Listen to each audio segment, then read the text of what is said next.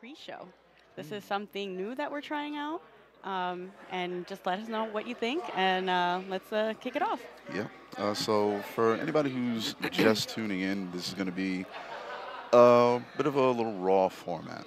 And one of the things that we have to deal with, just give everybody a quick rundown of what's Mm-hmm. going to be, playing within the first block from start of the, tournament day moving forward. First up on the Bifuteki stream, we're going to be having the A block of DNF duel. Over on the Mm-hmm. KPB stream, I'm going to be there, joined by Rome himself. We're going to be covering KOF. On the Bifuteki 2 stream, in the other side of the main hall, there's going to be Pokken DX. Yep. And for the Shadow Royalty stream, in the second ballroom, if I'm not mistaken, I believe they're going to be starting off with Dragon Ball Fighters. Yes.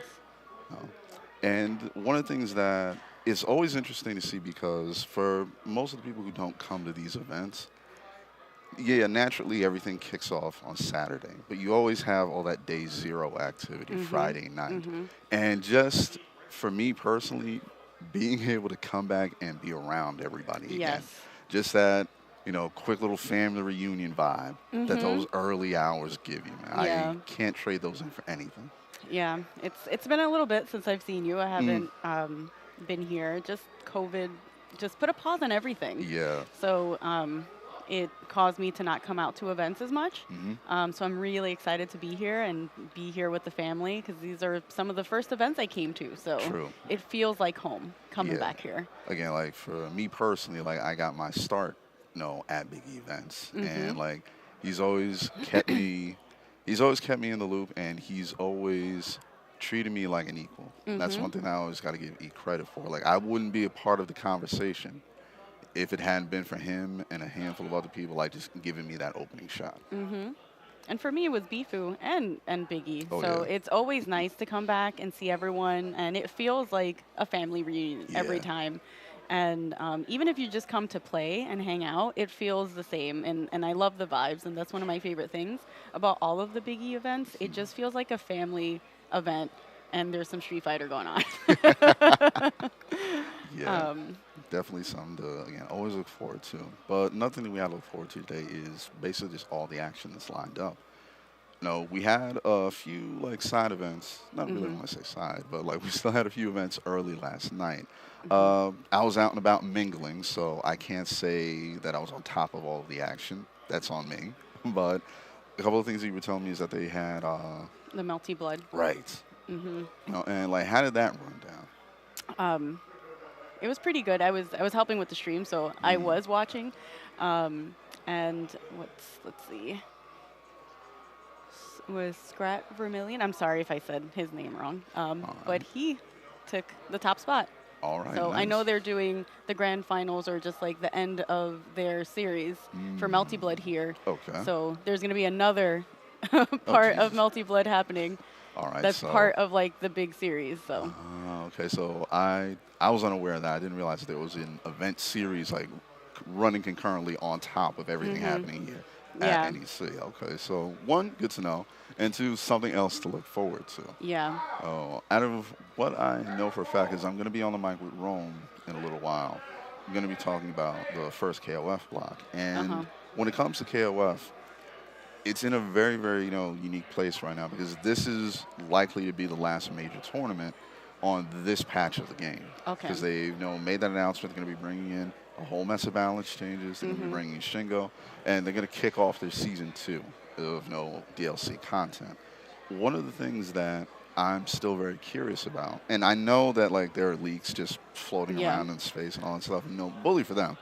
But the one thing that I'm curious about is whether or not Shingo and Kim, the people that we found out were going to be joining the roster all the way back in Mhm. Vegas, whether or not they're going to be single entries or whether or not they're going to have teams with them. Because again, it's a Mm. 3-on-3 game, Yeah, yeah. and there are two ways this can go. It could either be that both of them are on a team together, Mhm. and like they're going to have a mystery third reveal of who that's going to be, or they're both bringing teams with them. And the question then becomes, all right, we have anywhere from 3 to 6 characters to consider now. Mhm. So who's going to fill that out? It's one of the primary things that I'm looking forward to. Another game that's, again, in a unique stage of its life cycle happens to be DNF Duel. They were it's not that they weren't transparent with Mhm. information. They just weren't steady with information. Like the It's a DNF nice way to put crowd, it. yeah, like the DNF crowd, like they had to go a minute without hearing anything that was going on in the game. Mhm. But recently, it came out that the dev team is going to take an all buffs approach to the roster.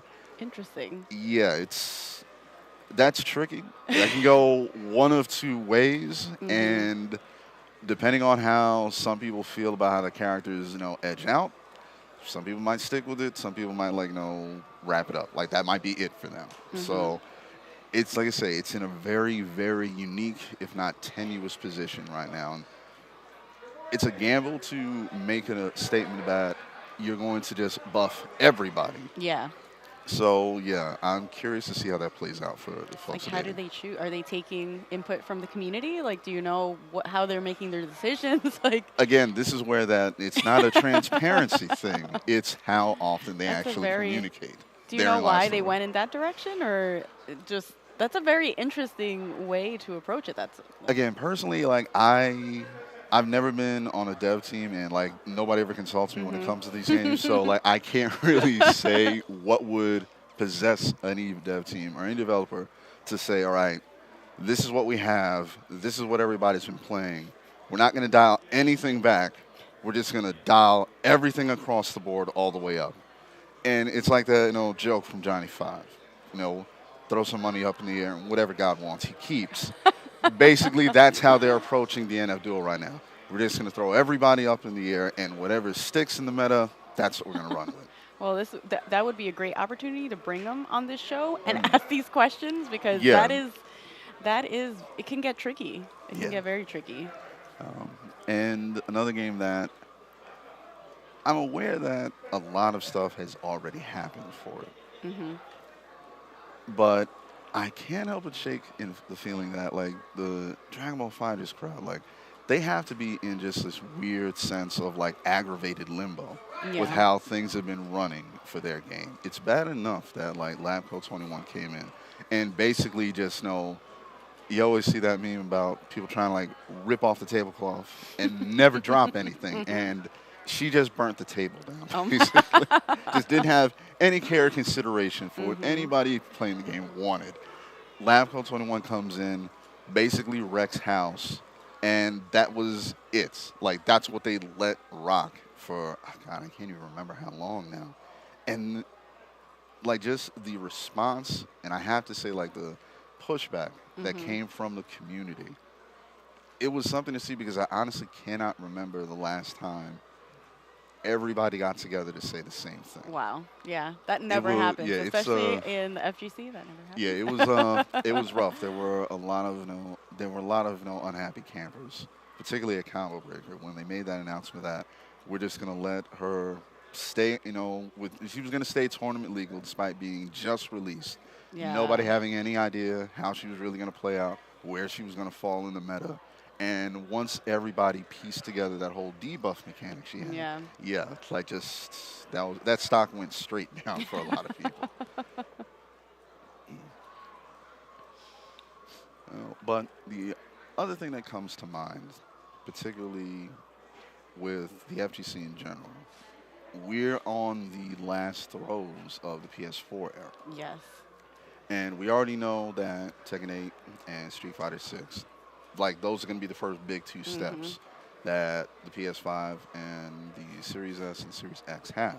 Yeah. The question that falls to us basically, and this is like more speculative than anything else, Mhm. is how are all the other studios, how are all the other like tried and true, titles and series, how are they going to respond? Because with I want to say like the very very rough start that Street Mhm. Fighter 5 had, Yes. and I'm being as generous and as conservative as possible, simply calling it a rough start. Mhm.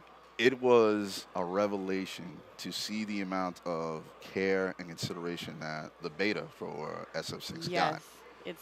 It's like night and day. Yeah, Like like I said, how they're it was giving us launched and how they're treating and taking care of Street Fighter 6. It's just so different, but in such a wonderful way. correct. Like I said, this just when you look back at it, and like I'll show my age for a minute, but like I still come all the way back from the old Arcade 2 days.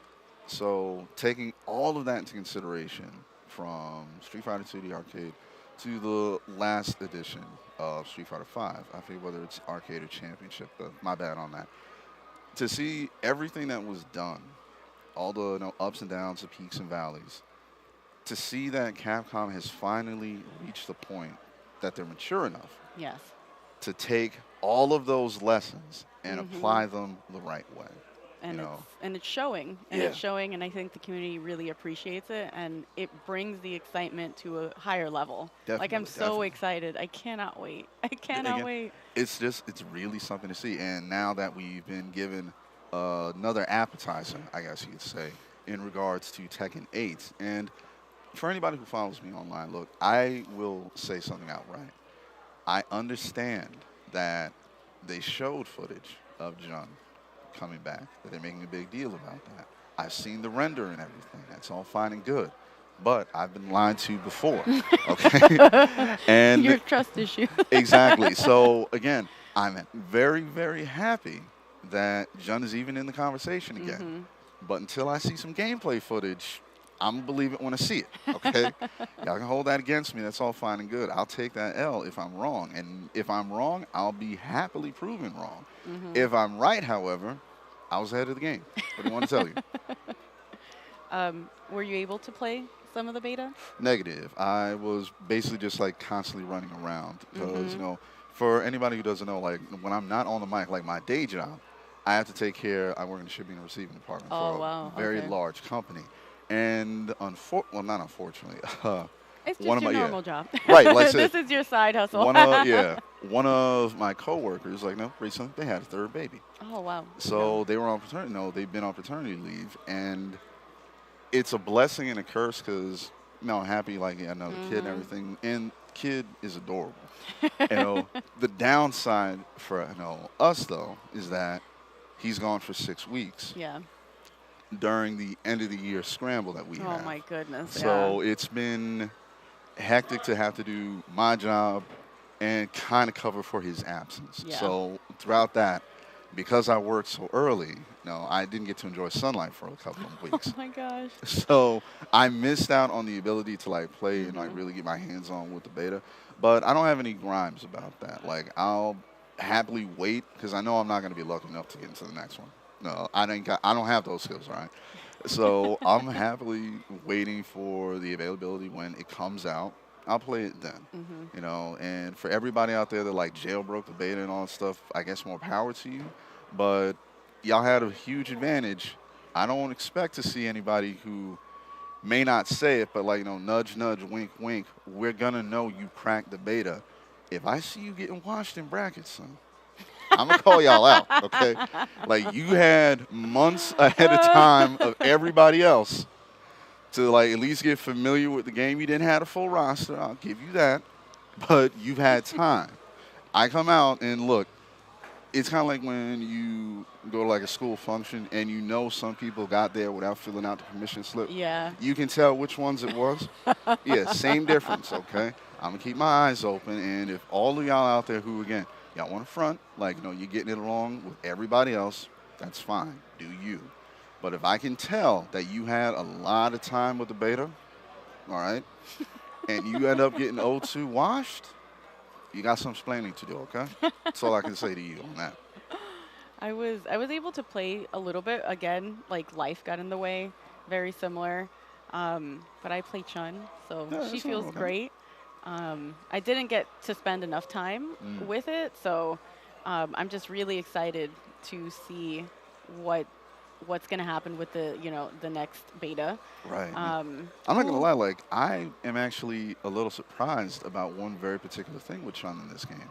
This is the first time I've ever seen her actually use a punch in her supers before. Like Oh. again, you think about it, like every time she either if she's gonna be in a mainline game or if she's in one of the crossover games, they always focus on her kicks, which makes sense. It's Chun Li Mhm. for Christ's sake. But with this one, I believe it's her level 3 that gives her like that lift kick, and while you're falling down, she goes for the like what is it, the Ip Man punches to the ribs, and then sends Yeah, you that up is again. different for So her. like I said, that's a nice change of pace. I'm happy about that. What I'm really happy for was the trailer that we got to see from the Game Awards, because Oh, I'm yes. very interested in the new characters. Mhm. The ones that we got to see were Manon, Marissa, and JP, and all three of them are like just they are oozing with like their own style, and I Yes. love that Yes. fact. Mhm. I remember during when the leak happened, and for the record, I don't consider that a leak. That was premeditated, as far as I'm concerned. But I remember when they put out the leak, like one of the quick titles that they put out was for Manon. They said that she was like female able, Yes, that's and exactly when I saw it. I was like, "Yep, that's Abel." okay, and like I'm looking at that, and I know a handful of people who like they saw that and they thought that that was more a comment on like the Street Fighter's lore, that Yes. she's gonna be another one of like the failed vessels or whatnot. And Mm. then when like I'm watching the trailer, I realize okay, like she's just a French judoka, so Yes. Yes. that's why they said she's Yes. a female Yes. able. And It's just again, their movements yeah, and it just gave off the vibes. But I was like, oh yeah, yeah, that's a that's an Abel character. yeah, and like to her credit, like I love the fact that she is like bringing that very very graceful style with her, because like apparently Mhm. she's a rowing model slash ballerina that has interest in fighting. So That's awesome. yeah, so like seeing like that type of pastiche come out and really really make a difference on the Yes. play style, I think Mhm. that's something that is going to Yes. be amazing to watch. I, But I I think the devs are really going into like mhm, having the each character have like their own vibe, even if they have similar play styles like other characters from other Street Fighters. They just seem to be really focusing on the individual right, like characteristics that make them special, and I hmm, love that. oh I yeah, really really love just again how much care they're putting into it. Like you can definitely. tell, and it's very much appreciated because it makes us want to play it more. Oh yeah, like 1,000 times over. Like me personally, I'm torn between two of the people that I've seen thus far. I'm torn between Marissa and I'm torn between JP. I'm torn between Marissa because like I'm a rushdown player, so I Mhm. need somebody who like hits hard and is constantly moving forward, and that's basically Marissa's full thing. Mhm. At the same time, you look at JP and you just have like all those different memes of how like you have like those older gentlemen that go like full, like hipster style with it. Like the Yeah. dude has like the man bun and everything, like the perfectly like coiffed beard and You're everything, a and like the hipster. like yeah, like the real Old hipster school fit to it and everything. hipster. So you see JP and you got like this elderly statesman vibe, and I'm digging that because like I love. I don't get to do it very often, but like when you get the opportunity to like really put on, Yeah. really go like full nine tails and all Mhm. that, like I said, it's something special about it. Mhm. So seeing a character who comes to the foray, just decked to the nines. Yeah. Like again, sharp isn't even a word to describe how well this man is dressed. So I got to give him a lot of credit there. And at the same time, I'm 50-50 on something because allegedly they're saying that he has some connection to Psycho Power, which again I'm Mm. not against, Yeah. but as somebody who's been like a fan of the series for so long, I do feel that it's kind of becoming a little bit of a crutch that they're Okay. leaning into too much. It's not to say that like they can't do what they Yeah. want; it's their game, but to keep bringing up the Psycho Power thing again, like it feels like that's one part of the past that they maybe should start thinking about letting go of. At least that's how I Okay. view That's an interesting take. it. It's part of the reason why they put me on the mic. Yes, So yes, yeah. of course, yeah. Like it's what we need. We Mm, need to hear these in a great environment and just in a fun way that's like, everybody has their own opinions exactly. and thinks their own things and, we can share them. It's Hmm. always a safe place. Yeah, like Like you're always going to have your friends that you're going to argue with oh about with definitely. Oh certain yeah. characters and like I'm always going to go for Chun. Like no matter what. Like I've tried different characters. Like Chun is just my girl.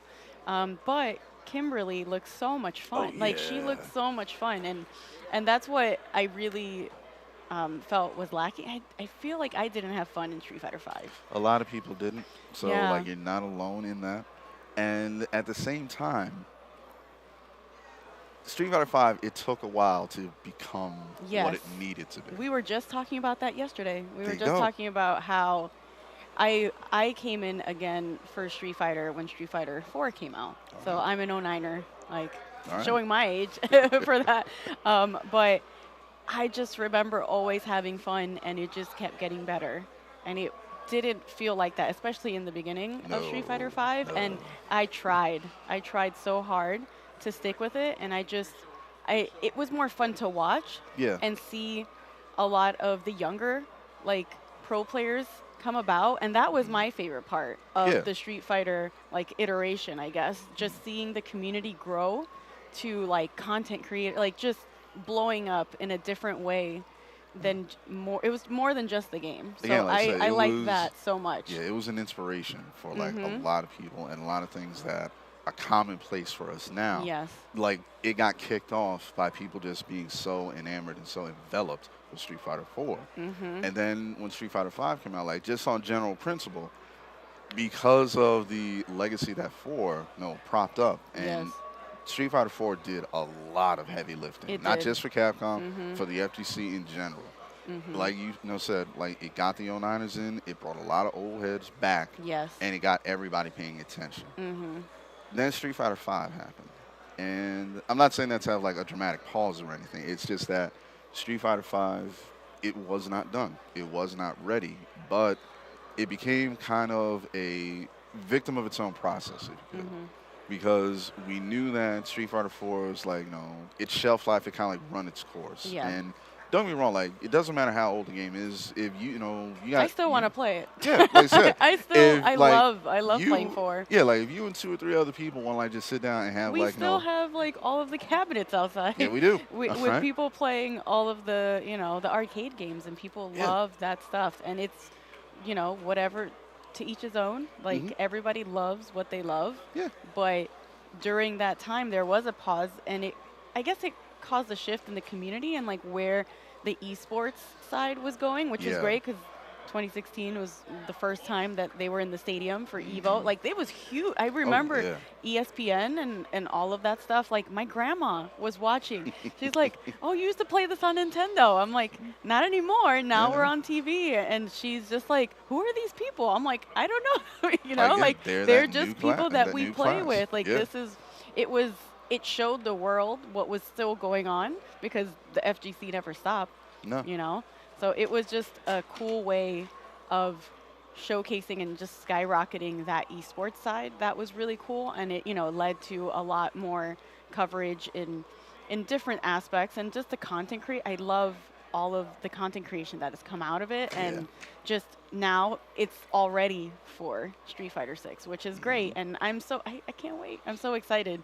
And I felt like this when Street Fighter 5 came out. So, like you said, like, we'll Yeah. see. Right. Like, No, that's the like.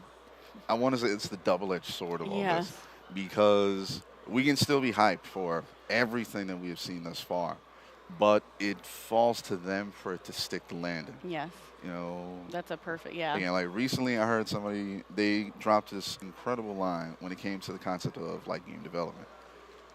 Everybody has to remember and understand that there is only so much you can add to a game before the game stops benefiting from it. That is a very, very delicate line to walk.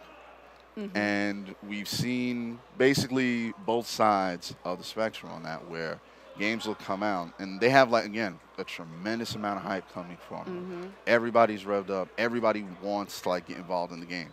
Then the game releases and there's nothing there.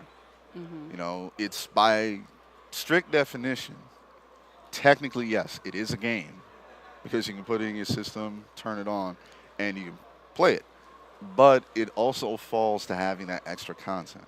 All Mhm. those, like, we view them nowadays as like kind of intangibles, but having the ability to keep somebody, and like one person, to have the ability to keep a single person entertained and engaged Mhm. in what should be a 2-person or 3, Yep. depending on how many you're playing, Mhm. a 2-person game, That's a huge It is. issue. Yeah. So when you have all the bells and whistles of what can be done in the game, but there's nothing surrounding the game. Yeah. It's just one on one. Then everything falls flat. Yep. At the same time, on the other side of it, and again, this is not a knock against the game. It's just an observation. I look at everything that's been done with Tekken 7, Oh, and Tekken 7 has been around so much longer than we give it credit yes. for. Yes. And they've no, they constantly kept adding to it. They constantly kept Yes. adding to it. And for a while, I was very, very curious as to where the ceiling was going to be, because I know eventually they're going to get on with Yeah. Tekken 8, Yeah. Yeah. but they're still adding stuff to Tekken 7, Yes. and they've been doing it for like the last 6 years. Yeah. After a while, again, there's only so much you can add to it before it stops benefiting as a whole. And hopefully, knock on wood, next generation does not have that issue. Yeah. We've already come to the decision as both a community and as just an audience that there are some prerequisites for a game to have a decent shelf life. Unfortunately, due to the pandemic, we had to learn the hard way that online connectivity is a thing. Okay, we're not in the 90s anymore, right? Not everybody's gonna head out, go to the arcade, go to the local bodega, hope to God that they have an Neo Geo cabinet or something like that. No, majority of the time, people are busy, people got lives. There's a bunch of stuff It's going hard. on. It's just hard. Again, like I said, and we use gaming as our little bit of escapism that doesn't involve breaking the law. Yeah. And if I'm trying to have a first attempt with my buddy in say South Carolina or something like that, and I can't get a connection in the It's game, so frustrating. what the hell? Yeah. You're So- already upset about many other things. Plus Exactly. add the connectivity. So having the ability to, again, implementing rollback and having that be step one, having Yeah. that be part of the original recipe, you could say, for games moving forward, that's been a huge, huge benefit. Yeah. And the fact that so many old games are, they're slowly getting on board with it. Yeah. I mean, I think they have to. They Yeah. have no choice. it's difficult. The one thing, though, that I have to say when it comes to this is that for games that are working out their kinks and all, we do need a little bit of patience, Yeah. because, like you were saying, a lot of older games, they kind of need to get with the times in terms Yeah. of online connectivity. But the thing that we got to understand as customers is that is not a walk in the park to implement. Yes, All right. it's very difficult. I've worked on a developer team, and it's very difficult. Like, they Yeah. try their best, and by the time you put in your input, they're already working on something else. Like, it's so hard to make everyone happy. Yeah. And that's the biggest thing that people need to just accept. Not even learn, accept. Right. Because they're trying their best. They really do want to make a fun game, but that doesn't mean it's going to happen exactly how people want it. Yeah. And they're just going to complain, and that's fine. Speak your opinion, but don't think that other people are also going to jump on it and do everything that needs to be changed or whatever. Look, it's like Macho Man said, right? You may not like it, but accept it, okay? And again, I love these are Macho just, Man. yeah. And again, these are just these very, very small things that, even with all of the advances that they've been making, there's still small things that have to be taken care of. Yeah. One thing that has been really, really entertaining to watch is the indie scene show up. And seeing all these, I guess you would have to call them off-brand fighting games. To see all these different games show up and find their place. We have them fighting herds outside, Main 6 is here, and I absolutely adore everything about that game, because you would never in a million years ever think about, taking My Little Pony and matching with Skullgirls or something. And yet you mash the two together and you get a fun game. Skullgirls was so much fun. Yeah, it was so much fun. And then you have some of the new games that are coming out. One game that I'm really pining for is Umbral Core. Yes. Just the general aesthetic of the game and how it's seemingly it's slowly coming together, because they have the an open alpha out now. And please, I really need to stress alpha, okay? Do not judge the game 100% off of what we're getting around to playing now. But just on general principle alone, what I'm seeing looks good. Mhm. And the fact that a lot of games now are being made by the same people who grew up in the Yes, arcades. that's That's yeah. starting to really show. And again, more Mhm. power to all the devs out there who, their their whole way of life basically boiled down to with putting their quarter on the glass, saying I got next, and that was their day. Yep. That was their whole Mhm. afternoon. And that love and care, that attention to detail, that desire to really get back this feeling of what it is to enjoy a fighting game, Mhm. to be engaged and entertained by one. It's making this huge comeback. We're having a renaissance in that aspect, and I cannot wait. It's just a lot of people upset with what they have no control over and changing it in a different way, and I love that. I Yeah. love seeing it too, and just getting I'm trying to remember the game Which one? that oh my god, it's with so I when I was in California I was part of the Drunken Masters, Oh. and a lot of them play DJ, so I know that they were very happy. Shout out DM. Um, and I was an honorary member for a really long time, but we weren't called DM. Mm. It was like a family. And then once I moved away, they became DM, and they like made shirts. They Oh. made like everything. Like it became a crew, and I was like, whoa. And I remember going to Evo because that's like the hub where everybody goes to, and Yeah. everybody's like Francie. I'm like, who are these people? But they've become some of my best friends. Um, and they were the people that made Street Fighter 4 feel like family. But um, they have created a game, and I can't think of the game. Oh my god, why can't I think of it? I'm totally blanking right now. I mean, like you can Um, look it up. I'm not gonna hold that against you or anything. I'm yes, I'm gonna curious have to now, look so it I up. kind of have to. You've played it. You've played it. It's an indie game. Mm. Um, but I can't remember the name. Ah. So it'll come to me. Sure. Just keep talking. But But yeah, um, and again, like you see games like that, like Blazing Strike is another one that I'm really excited for because that gives me like old school. No, I don't want to say KOF because like that would be a misnomer. Blazing Strike reminds me of Rage of the Dragons, okay. and I love that game. It was just this crazy idea. Punch Punch Planet. Planet. Yes, All Punch right, then Planet. yes, that's They're what gonna it is. kill me, and they're like Francis. I've been playing this game probably since I'm trying to think since I think 20, 2015. It was before. Ooh. I think it was before. It was before 5 came out. Oh yeah, they're It not was letting you live that before. down. I know, Yeah. but I was the champion for a little bit. Word?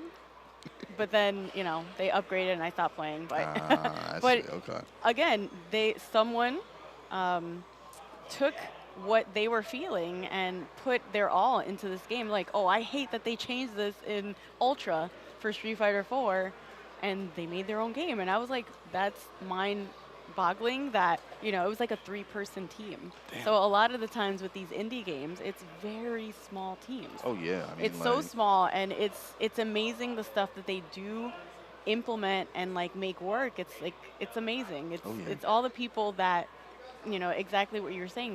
They grew up, you know, with all of these things, and they put their all into these games, and it's just amazing. I love all the creativity coming out of it, and just seeing all of the mix. Like the games are not like a Street Fighter or a Tekken. Right. It's like a mix. Again, And each I of love them, like, it. they're all Yeah. individual unto themselves.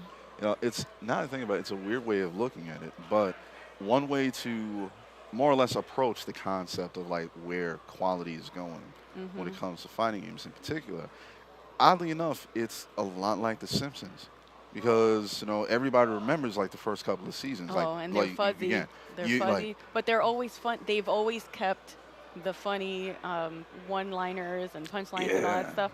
No matter what episode you watch, like that is always part of it. But the visual, yes, you can Mhm. you can tell the fuzziness, and like it's insane. It's Mhm. insane. And like for a long time, like a bunch of people were like trying to like rag on the quality of the show overall. And most recently, like The Simpsons they've been enjoying comeback. And what dawned on me was again the same epiphany with fighting games. the people who grew up watching The Simpsons back in the day and loving it are people who are working on the show now. Yeah, that's So they insane. can That is so remember, yeah, they insane. can remember everything about Mhm. the show that they loved and work it into the show now. Yeah. And that's where we are when it comes to a lot of the indie scene with fighting Yes. games. Yes. All this stuff that like we picked up, like back in the late '90s and the early aughts and all that like Wild West mentality that they had when it was just Mhm. like make any fighting game, just make it, see what happens, and again, some of it'll get picked up. Yeah. Somebody will like hold on to like really something like small or unique about it and put it Mhm. somewhere else, and it's just kept going, and now it's coming full circle, and location notwithstanding, it does give me those like old arcade vibes Yes. because everybody is like, no, they're coming to the table, Yeah. and everybody's just if they're playing their games, they're playing their friends' games, they're playing some other game that they heard Mhm. about.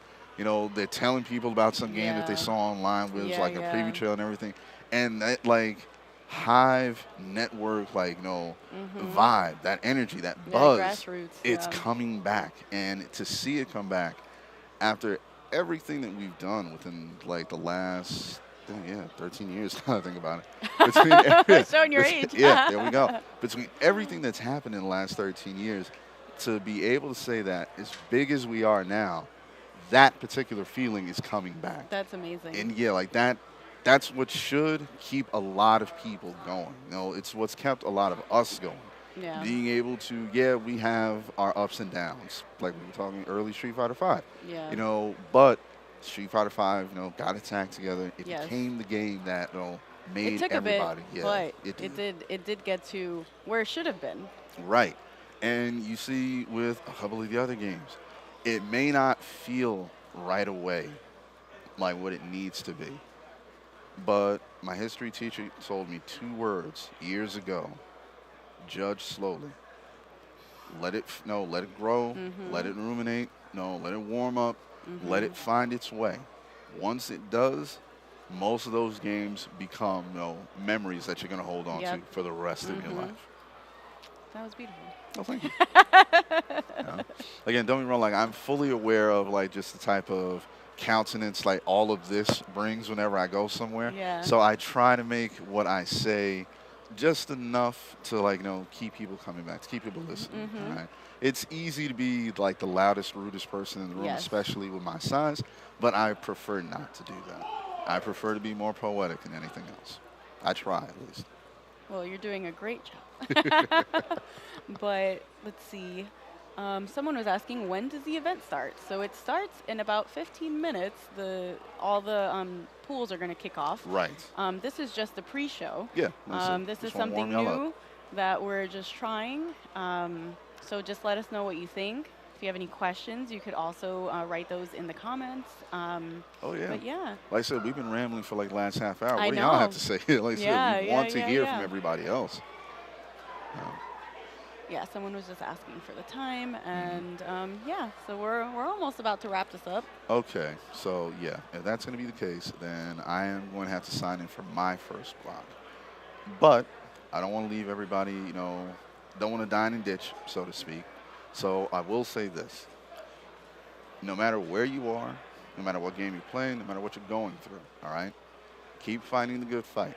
Mhm. Whether it's you on the sticks, whether it's you putting your feet on the ground and stepping forward out of bed every morning, whether it's you clocking in, whatever. One foot in front of the other, keep fighting, okay? Every day we fight, just like Coach Steve says. Every Mhm. day we Every fight. day we fight. So keep It's a fighting that different good battle. fight. It's a different battle, and like I was saying, I was really big into Street Fighter 4. I'm a Street Fighter girl, so that's my main game. And Street Fighter 5 came out, and I did stop playing, but then I got it more into production There you go. and helping out with the community, running tournaments, and just doing different things that keeps me here. Right. Because I don't want to leave. Even, if I don't find the game fun, I love watching everyone else play. All of my Yeah. friends having so much fun, like it's still a good feeling. Yeah, And definitely. and that's what I love about the FGC. The family feeling, the good feeling that you feel no matter what tournament you're at. Definitely. So, And again, one more thing. being a part of the FGC is not solely exclusive to the idea of pressing buttons well, okay? Mhm. We are a family, we are a community. It takes an entire machine behind Mhm. these curtains to make sure that all the stuff is running. Yep. So if you want to become a part of this, but you don't think you like have it to like make top 8 or anything, it doesn't matter. Show up, be a part of what's going on. Maybe you'll find somebody that you can talk to, and it could be nothing to do with games. Y'all just sit back, Mhm. share a drink, Talk about talk about art, life and everything. talking about anything. There's artists here. Yeah, There's, TOs, running the brackets. There's someone who is in the front, with registration. It doesn't deal with any of the games. right. It's just you helping. You might, bring something to the table that someone else, hasn't yet. Exactly. And it doesn't strictly need to be about video games. And I love that you can find your own little spot in the Definitely. community and everyone knows you for it. And, that's what you bring. And, gotta keep on the love and the positivity and all Definitely, that stuff. definitely. And, you'll find your way, Mhm. you'll find your way. All right. But on that note, I am going to personally sign off. Francis, are you going to be like staying on to No, I like give think everything up? I think we're wrapping up, right? Oh, Yep. okay. All right. So again, like I said, everyone, I hope you guys enjoyed our little pre-show. If you like it, let us know. If you got some Mhm. comments, critiques, anything, hit us up. In the meantime, I'm going to go sign on for my first community block. There's a lot of stuff to enjoy, and it's going to be all over. So again, keep your eyes open. If you got multi-Twitch, you're going to be burning it out this weekend. So So much going on. yeah, Yeah. definitely. Y'all take it easy, and you will hear from me a little bit later. Yep. All right. And I'm signing off too. Bye guys. See you later. Ciao.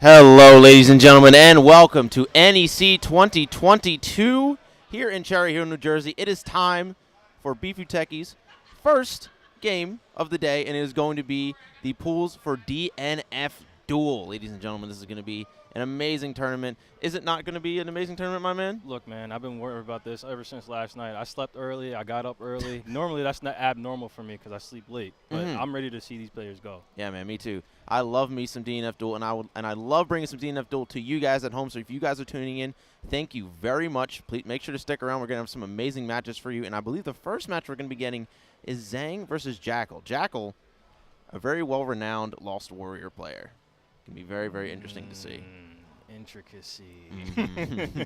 We want to see that. We want to see that. Now, we were just talking about earlier how he can basically just confirm from anywhere on the screen and how much of a problem his Yeah, you got to be is. worried. The only problem with him, though, doesn't have a DP. Is forced to like commit to like a counter in some defensive situations. Very big character, so he can get instant headed by a lot of the cast. And has a 10-frame button as his fastest, which means he is not going to be able to Abare his way out of a lot of situations. Pretty difficult for him to deal with stuff like that. So he has to kind of keep like that mid-range where he can kind of throw out his one of his full-screen options and maybe catch you. And if you don't get caught and you get in, it's a struggle for him, which is why he's not really rated that highly among the characters in the game. Yeah, so, well, like you were saying earlier, if he's able to like keep control of neutral and keep the opponent in the corner, then it won't be a problem. Yes. Like you said, those instant overheads are going to be very problematic for him. I mean, this all depends on who Zhang plays, because I mean, only some characters in the game can do instant overheads, but depending on who Zhang plays, who I am honestly not sure in this game. Zhang, primarily a Street Fighter player, mostly plays Street Fighter 5. I believe he played Ed.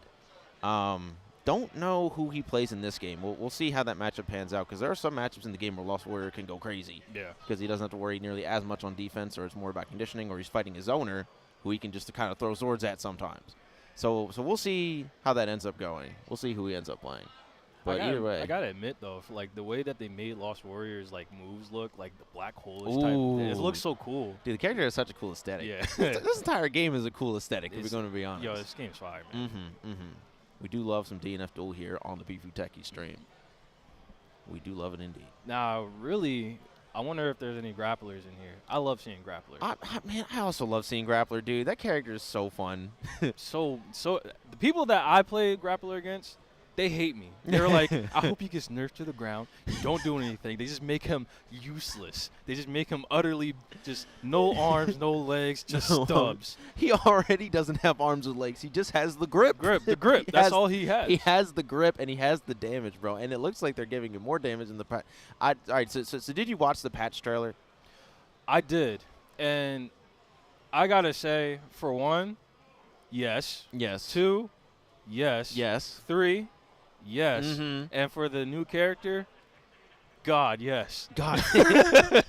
God, yes. He said God. Because not only have I been waiting to see who they're going to throw into the roster, I was hoping like Neo Grappler and see. Well, obviously that's biased. So yeah, let very, me apologize. very biased. Let me apologize. Not likely. Not likely, but you never know, right?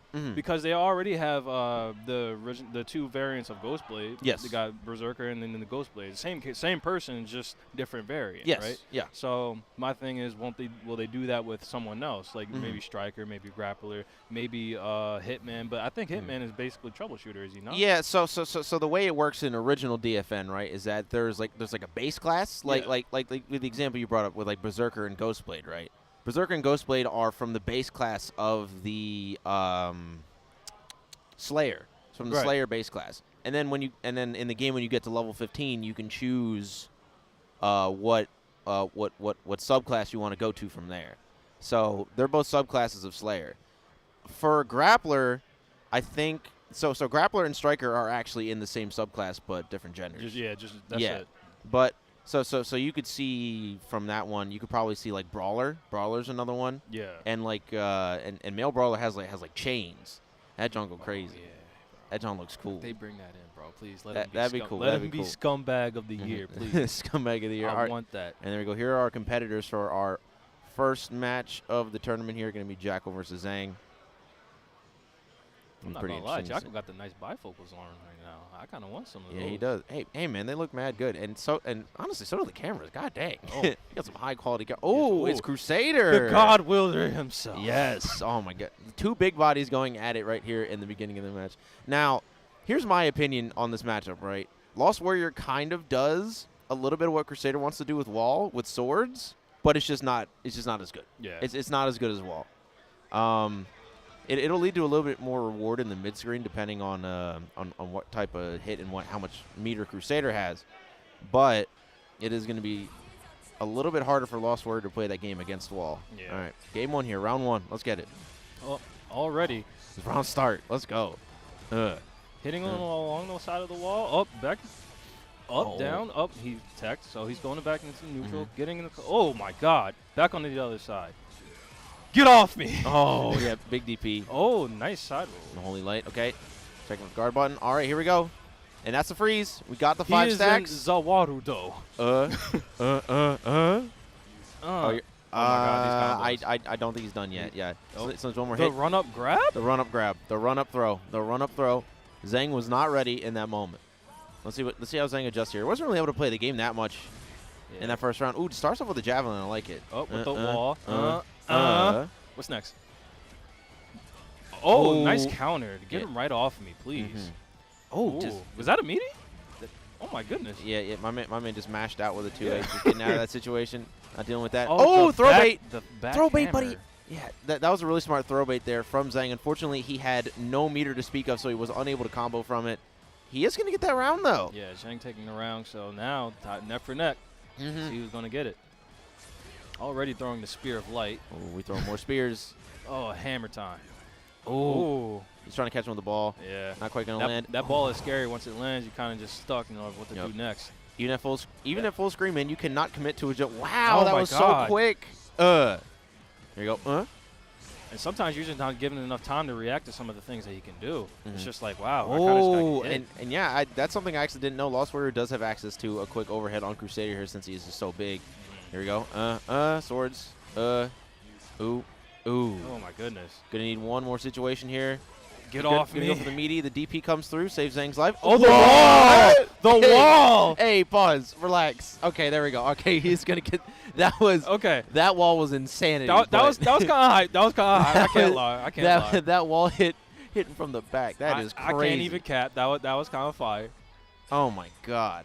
Jackal is gonna take game 1 though. Yeah. Zhang immediately putting on the pressure though. Oh yeah, and that's a really important sticking point in this match here. Jackal has called out all of Zhang's jumps Oh, nice far away. tech. Far away. Because normally Crusader's really safe when he jumps. He has these huge jump buttons that you don't really have to worry about, and like you can kind of just like retreat with jumps and be mostly okay against a lot of the cast. Not against Lost Warrior though, as he can just check you full screen with the dashing slash. Which is a very scary thing for most people, but you just got to know when to go in and when not to. Mhm. You know, it's just, having the full commitment is a scary thing. Get off me! Having that is very like full commitment is either you go or you don't. So Yep. you got to pick either one. And there you go. He catches the jump yet again. Unfortunately, Jackal does not have enough meter to finish this off. The throw tech from Zhang. Oh, Yeah, he's actually just going to spend this here. He's going to actually have 200 meter once the super's finally done. So this could just be like he could probably just pull him all the way towards him with walls here. Yeah, 200 Yep. meter. there goes one wall. Oh, but he committed my to a jump goodness. again, and Jackal just, once again, just so ready to react to them. Zhang needs to find some other way to do offense here against Jackal. Oh, nice wall Wow. call out. Oh, nice Counter. I try to actually delay it a little bit just to avoid that situation, but the counter was so active that it's still connected. Yeah. It's an overhead going to connect again. Not going to lead to too much damage. Doesn't scale very well, Oh my but goodness. oh, gee, he pressed throw again. Jackal's not playing, man. Oh my No, goodness. he's not giving Zhang any room to breathe here. And that hit might actually lead to the end here, and it looks like it will. We do have the time freeze. And that is a 2-0 for Jackal, looking pretty good. Moving on in bracket, taking out Zhang. Zhang going to be sent down to losers. Gave him the kebab from the swords. Oh my goodness. Oh my goodness, dude! Just no room to breathe at all. Like every time Zhang wanted to do some offense, right? He was trying to go for that jump B. Jump B normally really good against most of the casts, but with the way Lost Warrior can just commit to the dashing slash and cross you up, beat out the button completely, it was not in the cards for Zhang to go for that offensive option. He had to change it up, but unfortunately he was not able to do it in time. Jackal is going to take that one 2-0 because of it. Yeah, so, I mean, well played from both of them, honestly, especially on the Zhang side. He has some really nice moments, but, hey, you know, you lose, you win, you win. Yep. As long as he has a second chance, right? You go to losers, but that's what it Absolutely. is. Yep. I'm sure we'll see Zhang again. He seemed to be playing pretty good overall. Yeah, decently, especially if you make it out of pools. Relatively, you seem to be doing pretty well for yourself. Yeah, absolutely, dude. Unless you go 0-2, but that's a different story. yeah. That's a different story. I'm like, hey, what happened?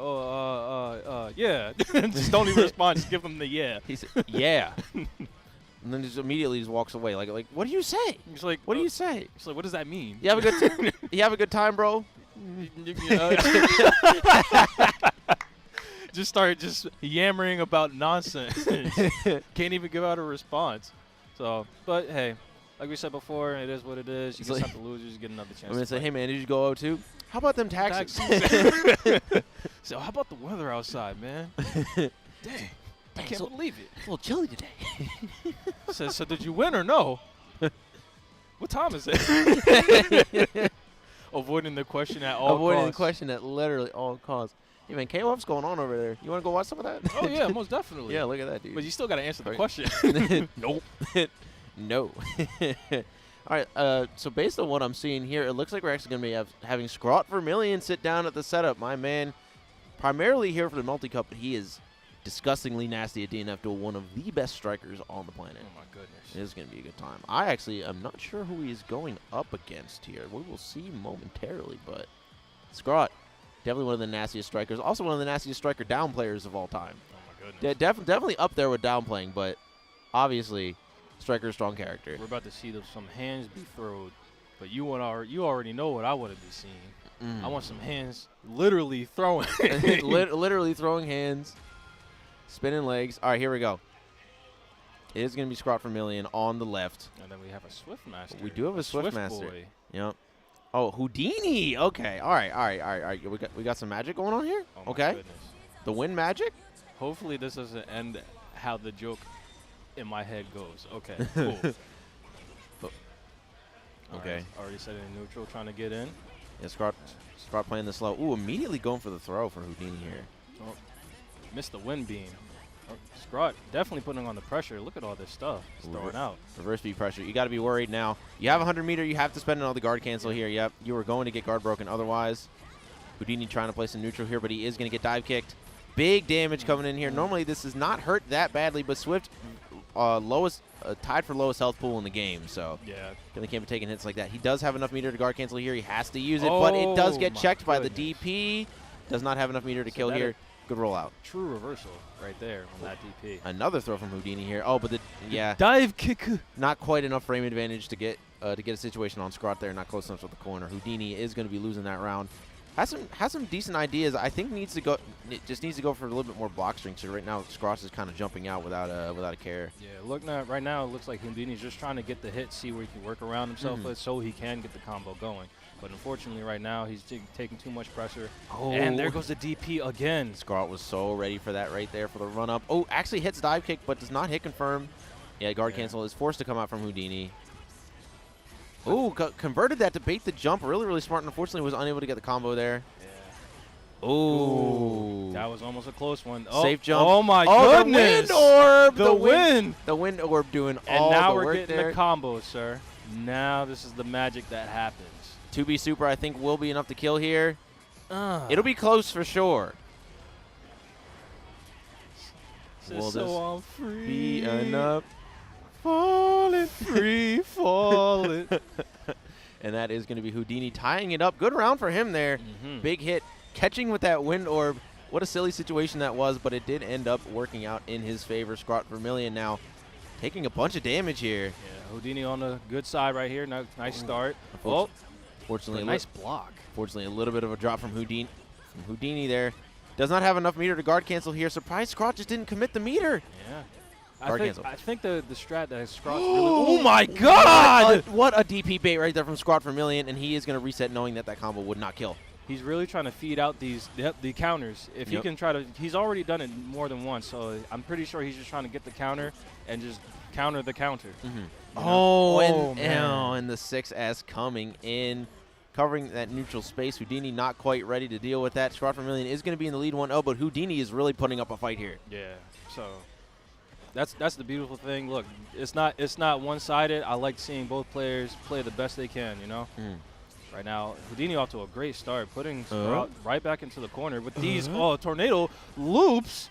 Base the DP again, but that's kind of the thing about Striker, right? She can cancel her DP, so just going for like a regular safe jump is not always the best option against her on offense. You got to be a little bit more wary about how you space yourself against that DP.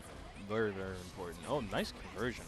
Houdini, I'm talking all the smack though, but Houdini is in the lead. Yeah, that's the good thing. That's the good thing. Oh, and the dive kick comes in. Man. Big punch. I think this is where the big picture gets painted right here. Yep, okay. Blocks one overhead, expects another one, does not come, and he is going to lose this round here. Houdini, once again, still keeping it even, but Scrod Vermillion is now only 1 round away from taking this tournament set. The lows, and he didn't block the toes. Oh, man. That's unfortunate. Oh, full screen beams the win. Oh, man, he's got the little tornadoes running around him. Getting these blasts off, really good for Houdini. Trying to, keep track of the neutral. Oh, now Scrod finds his way in, but he is attacked. Nice catch. No meter, so we're just gonna have to go for something here. Yep. Tries to backdash, but now Scrod, and realizing that he's just gonna go for a DP bait, is now just RPSing on Wake Up. Houdini needs to find an answer to this quick. Yes, he does. If not, then we're just gonna have a very one-sided battle. Oh my goodness, that DP hurt me. Putting on the pressure already. Back into the corner. Houdini definitely got broken off his defense. And now Scrod's looking very strong in this corner, and it might kill. Not quite. Mind. We are going to Houdini with the 1-inch punch and just go for the throw there. The classic ending. Scrod Vermillion going to take the set 2-0. Houdini, though, not going down without fighting, so I think we will see him later. Oh, my God. Absolutely we'll see him later. Well, he did his best, but how did Houdini go? The real Houdini? He took too many shots to the body? Oh, my goodness. Bang. I'm so sorry. That was my man got pummeled. By the end there, he was definitely getting beat up a little bit. When you get meatied by 1-inch punch, it's one of the worst feelings in the game because, dang, she is like plus 1,000,000 here. I can't do nothing. If I DP, she can probably bait it because the 1-inch punch recovers so quickly. Yeah. Definitely a difficult situation to deal with. And Scrod going for throw there, I think that was the first time he threw in literally the entire set. That's it. Yeah, the entire set. That was his first throw. So saving throw to the end is maybe one of my favorite things that really good fighting game players do because, dang, I forgot throw was in the game. Exactly. just like that's what they do to you, man. That's what really good players can do. They can just make you forget that they have an option on their character, even if you labbed against it for like hours and hours, they'll make you forget some of the most basic things. And if you don't remember it, then you're gonna get hit by it.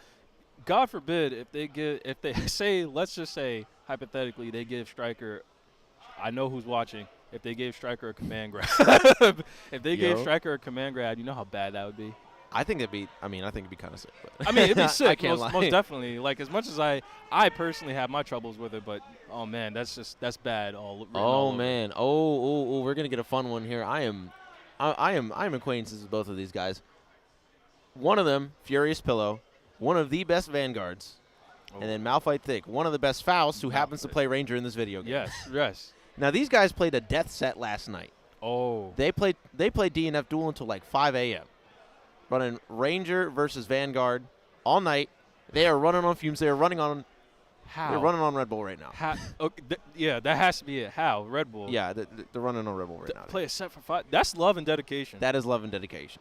Me, I couldn't do it. I mean, it depends if I have work in the morning or if I'm running this, but I don't think I could personally do it. 3 a.m. maybe, not 5. Yeah. Not 5. I mean, these guys are gamers. I don't know anybody. These two are like some of the most dedicated players I've ever seen. Like, at least in our area, they are so committed to just playing for a long time. They have amazing tournament endurance. Yes. So I would not be surprised to see them play at their absolute best here. And like I said, Pillow, one of the best Vanguards. If you guys remember the NA versus EU 10v10, or was it 7v7? I can't remember. From a couple months ago, Pillow actually took 3 lives with Vanguard against some of EU's best. That's saying something. Yeah. That's a statement. Yeah, no, dude. Vanguard is definitely not among the strongest characters in the game. But even then, I'd still say he's underrated. Like, the character can cover so much space. He has a lot of ways to catch your reversals. He can, and I mean, besides control space really well, his damage is absurd. Yeah. He does a lot on hit, and even though his reversal is bad, he's a little tall. Definitely like a decent character that can do work. And I think this is one of those matchups where he can also do work, though Ranger definitely one of those characters that can just like win off of like 1 or 2 interactions with the confirmed guard break setup, along with pretty decent damage and setup potential in general, just among other things. But that being said, Pillow, I think definitely it has a leg up here on paper. We'll see how it goes versus Malphite. We'll see how. My thing is Ranger, man, long screen. He can just keep you out of range. Both of these characters have good range, both of them, and it's kind of scary what can happen here. Yes, absolutely. And we let the intros rock too. The respect. Ranger definitely has the hood mentality. Just got the blicks out, ready to go. He's out here, bro. Oh my. They're yelling about something on stage. He said, I don't have no guns. What do you mean you have no guns? You got 2 holsters. Here we go. Vanguard.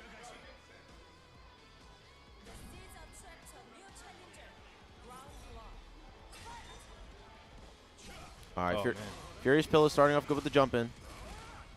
All right. Now that tackle is incredibly good against Ranger. The reason that tackle is so good is because it's projectile invuln, and it is only, I believe, -4. And one of Ranger's biggest issues is that his fastest button is 10 frames. Gotcha. So being able to poke out against -4 against a character whose fastest button is 7 is very, very difficult. And it is very difficult to barrier with Ranger in general, but against that tackle, it is especially not great. That being said, though, these guys have played death sets, so I'm sure Malphite has some answer to deal with it.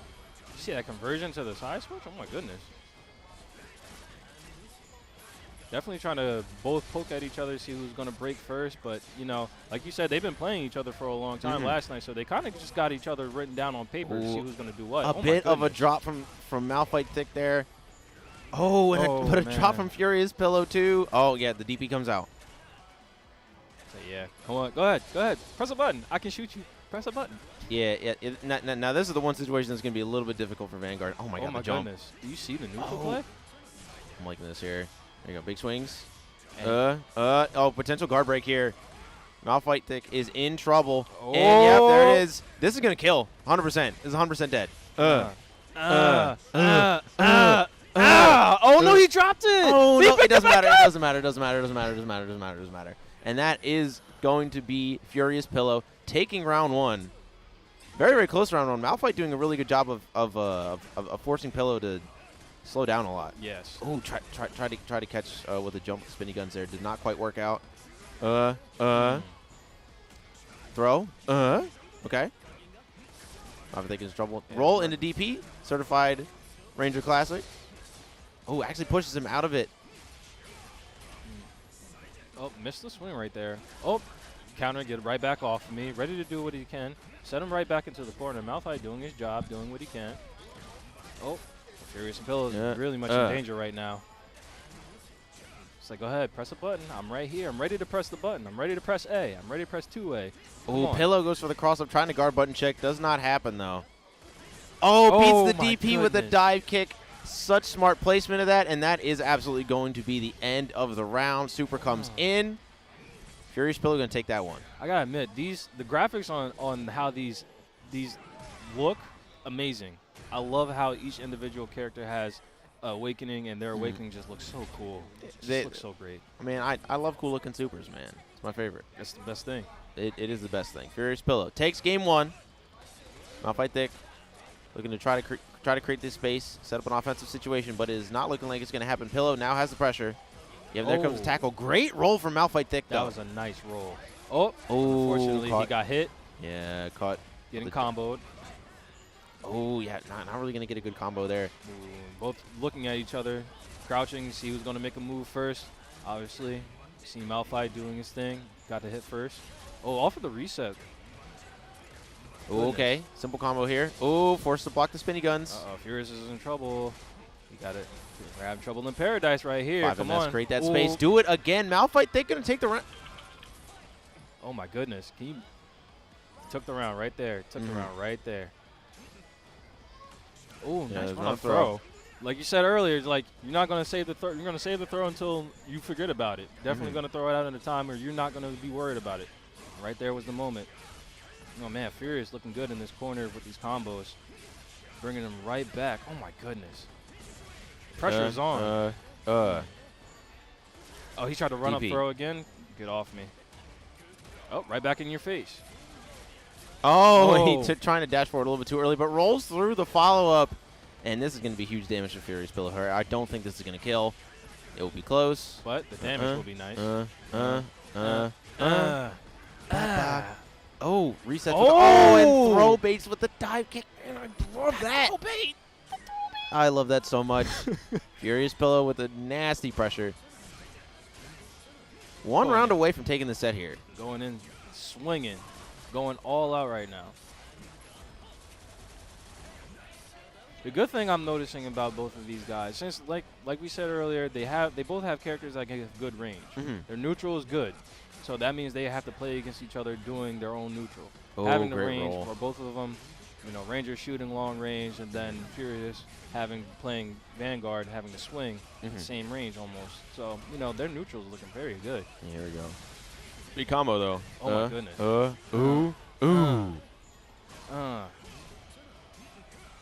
Furious is swinging right now. Yeah, he's really trying to get this pressure on, really trying to force Malphite Thick to make a bad decision, but Malphite just completely content to just block it out here, wait for a guard cancel opportunity, tries to do it a little bit early there. Oh no! Pillow not getting the optimal confirm, and that is going to be a wrap. Catching the roll, Furious Pillow is going to be taking that set. 2 over Malphite Thick. Malphite, though, making it close. I like that. You know what? Now that you said that you saw them play last night, I wish I did, because that would have been really nice for me to see last night. Yeah. Oh my goodness! Did you see that? The way they played was phenomenal. Yeah, I mean, like they played like 2 people who know how to fight each other. Yeah. I love watching matchups like that because you can see that they're like doing options that you typically wouldn't see in the matchup, but it's because they're like a couple more layers ahead of like a typical tournament match. Yeah. So it's very, very fun to see. Having to see people that know each other and know how you play and be consistent with that, very nice. I love it. I love it. Me personally, I do that sometimes, but not all the time. Why? Because I'm either asleep or working. So that's just the unfortunate part. So Yep. So we're gonna be getting our match momentarily, guys. But yeah, that was a pretty great set. I am excited to see Furious Pill in the rest of this tournament. Like I was saying earlier, man, he's probably one of the best Vanguards in the world. Very, very entertaining player to watch. Malphite Thick, also a very good player. We'll probably be seeing him on the loser side at some point. He's gonna have to make a bit of a run though. yeah, but at least he's playing for Strive.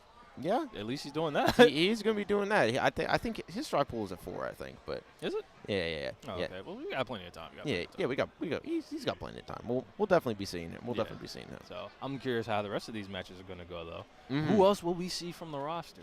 Will it be someone different? Will it be someone the same? Who knows? Who knows? Who knows? Either or, man. I'm excited to see it either way. Yeah. I love DNF Duel. This game, very fun to talk about, very fun to play, very fun to watch. Now, it's unfortunate. Some people just kind of dropped the game overall because I guess it got boring for them. Mm-hmm. Me, I enjoy watching it. Most Yeah. definitely. I enjoy playing it. I enjoy watching it. Even though the meta's but that means that's not gonna deteriorate me from actually playing the game. Yeah, or yeah. having that interest in it. Meta's changed, and there's literally a patch this month. Yeah, so it's so- like, All it is, Like- people just run out of patience. They just don't have the patience. That's Yeah. all it is. that's just gaming these days in general, man. Yeah, that's true. That's just like People used to back in my day, people used to have to buy a new game to get a patch. You know what I mean? Just like, and I mean, I prefer the patch era significantly more because we don't have to pay to you don't have to get a pay. new version of the game. But I definitely think it has given way to people not sticking around for a game as long because, well, one, there are so many options, which is a good thing, right? There is a lot of competition in the fighting game market right now, but on the other hand, they've been. I feel like spoiled is kind of a heavy-handed term, right? I feel like hand holding. I feel like if they're getting their hand held, like along the way. Like you said, spoil is like a little bit of it, but I mean that's how I see it. That's just my personal opinion. It's an opinion. It's not valid. But you know, you got some people that get their hand held through the thing, and if they make it through, they make it through, and then they don't need their hand held anymore. Oh well, that's it's said and done. Yeah. But that's just how things roll sometimes. That's just how the rock rolls. Yeah. It looks like we're going to be getting Taiga up on stream. Taiga, one of the best Ghost Blades. Taiga is so good, dude. And nasty at Grand Blue, too. Nasty at KOF. This guy's nasty at so many different games, man. Very, very multi-talented player. Excited to see him get some of these games going. Is it Jack of Trades, Master of None? Jack of all trades, Master of None. Is that the term? Is that how the saying goes? I don't know if I don't know if that's the term if you play multiple games. I think that's only if you play certain characters. But Gotcha. yeah, he's going to be running up against a grappler. Ooh. Yes. Yes! Yes! Let's see some scumbag! That's what I want to see. If you're watching at home, and I know you, I hope this is embedded in your skull. About to see something. Oh man. I've never seen someone so happy in my life to see a grappler on screen. In my entire life. I mean, I'm kind of excited too. It looks like we're actually soon. We might just be getting a button check first. Yeah. It looks like we're getting a button check first. He's rolling around a little bit. But yeah, this matchup is kind of interesting. Ghostblade has a couple of pretty good lows that he can use. Yes. That he can use against Grappler. That being said, Ghostblade has one of the worst some of the worst defensive options in the entire video game. So if Grappler touches him, it could just be the end of the game. Yes, it's over. It could definitely just be the end of the game. And my man Taiga has been known to barre a little bit more than he would like to at times. And as Ghostblade, sometimes you're kind of forced to, because sometimes you like when you're under pressure, you really just have to make something happen. Yeah. Because you don't have that reversal, you do not have that much health. You really got to find a way to force yourself out of the situation or look for a gap large enough to try to do the invincible dash through. But that's pretty slow.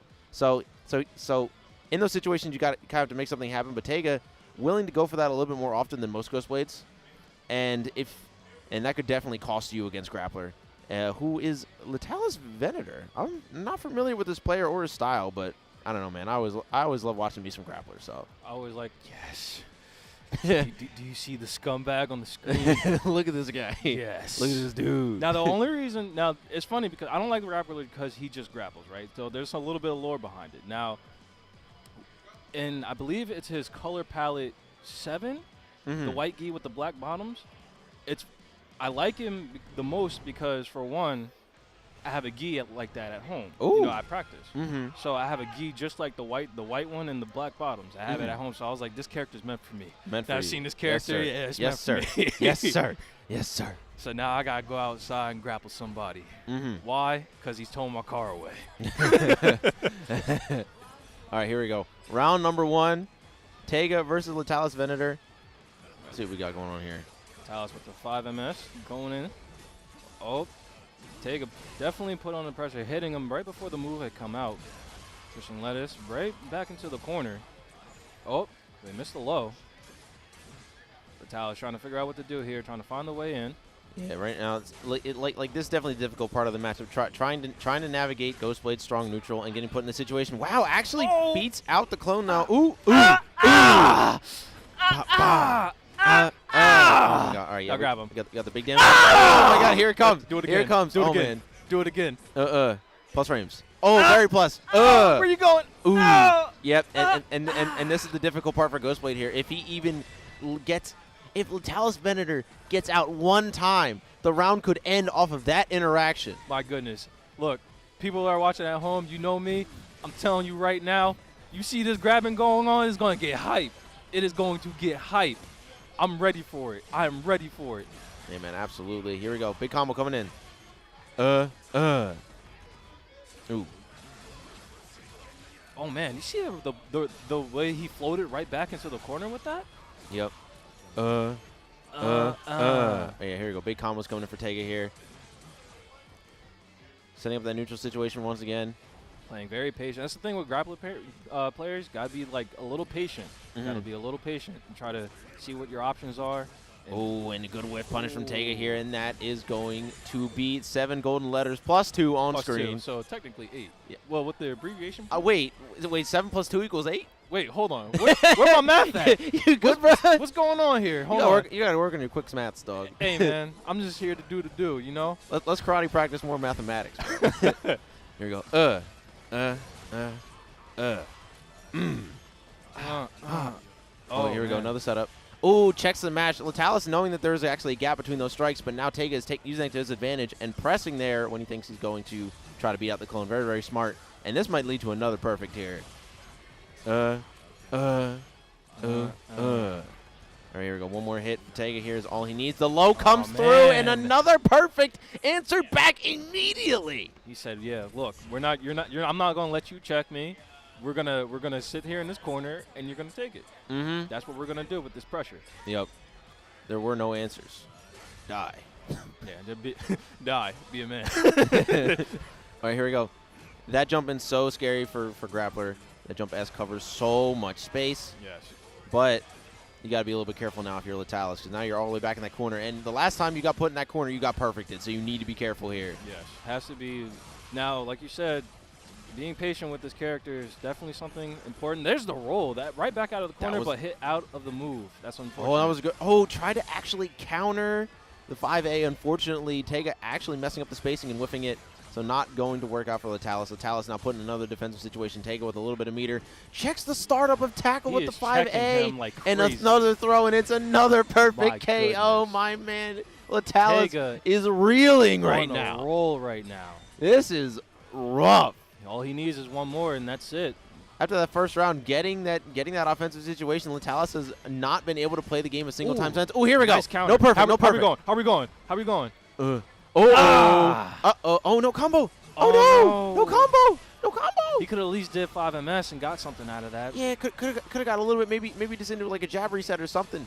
But unfortunately, probably just missed the combo. Oh, guard cancel has been baited. Oh, man. He is covering him.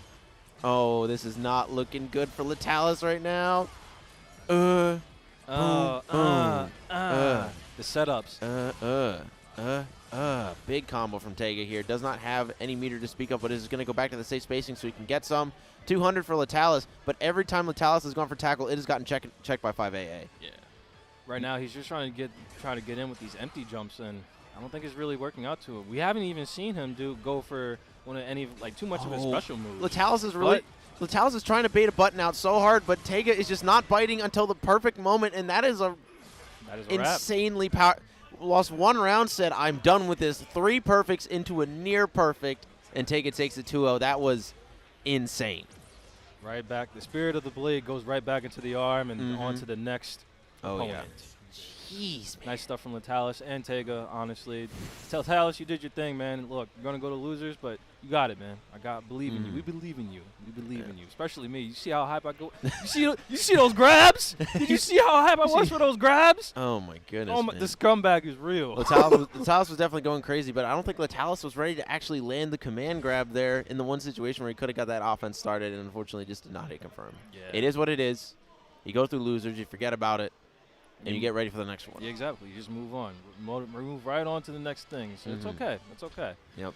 But, hey, I love me some Grappler. I love me some Grappler too, man. Grappler goes crazy.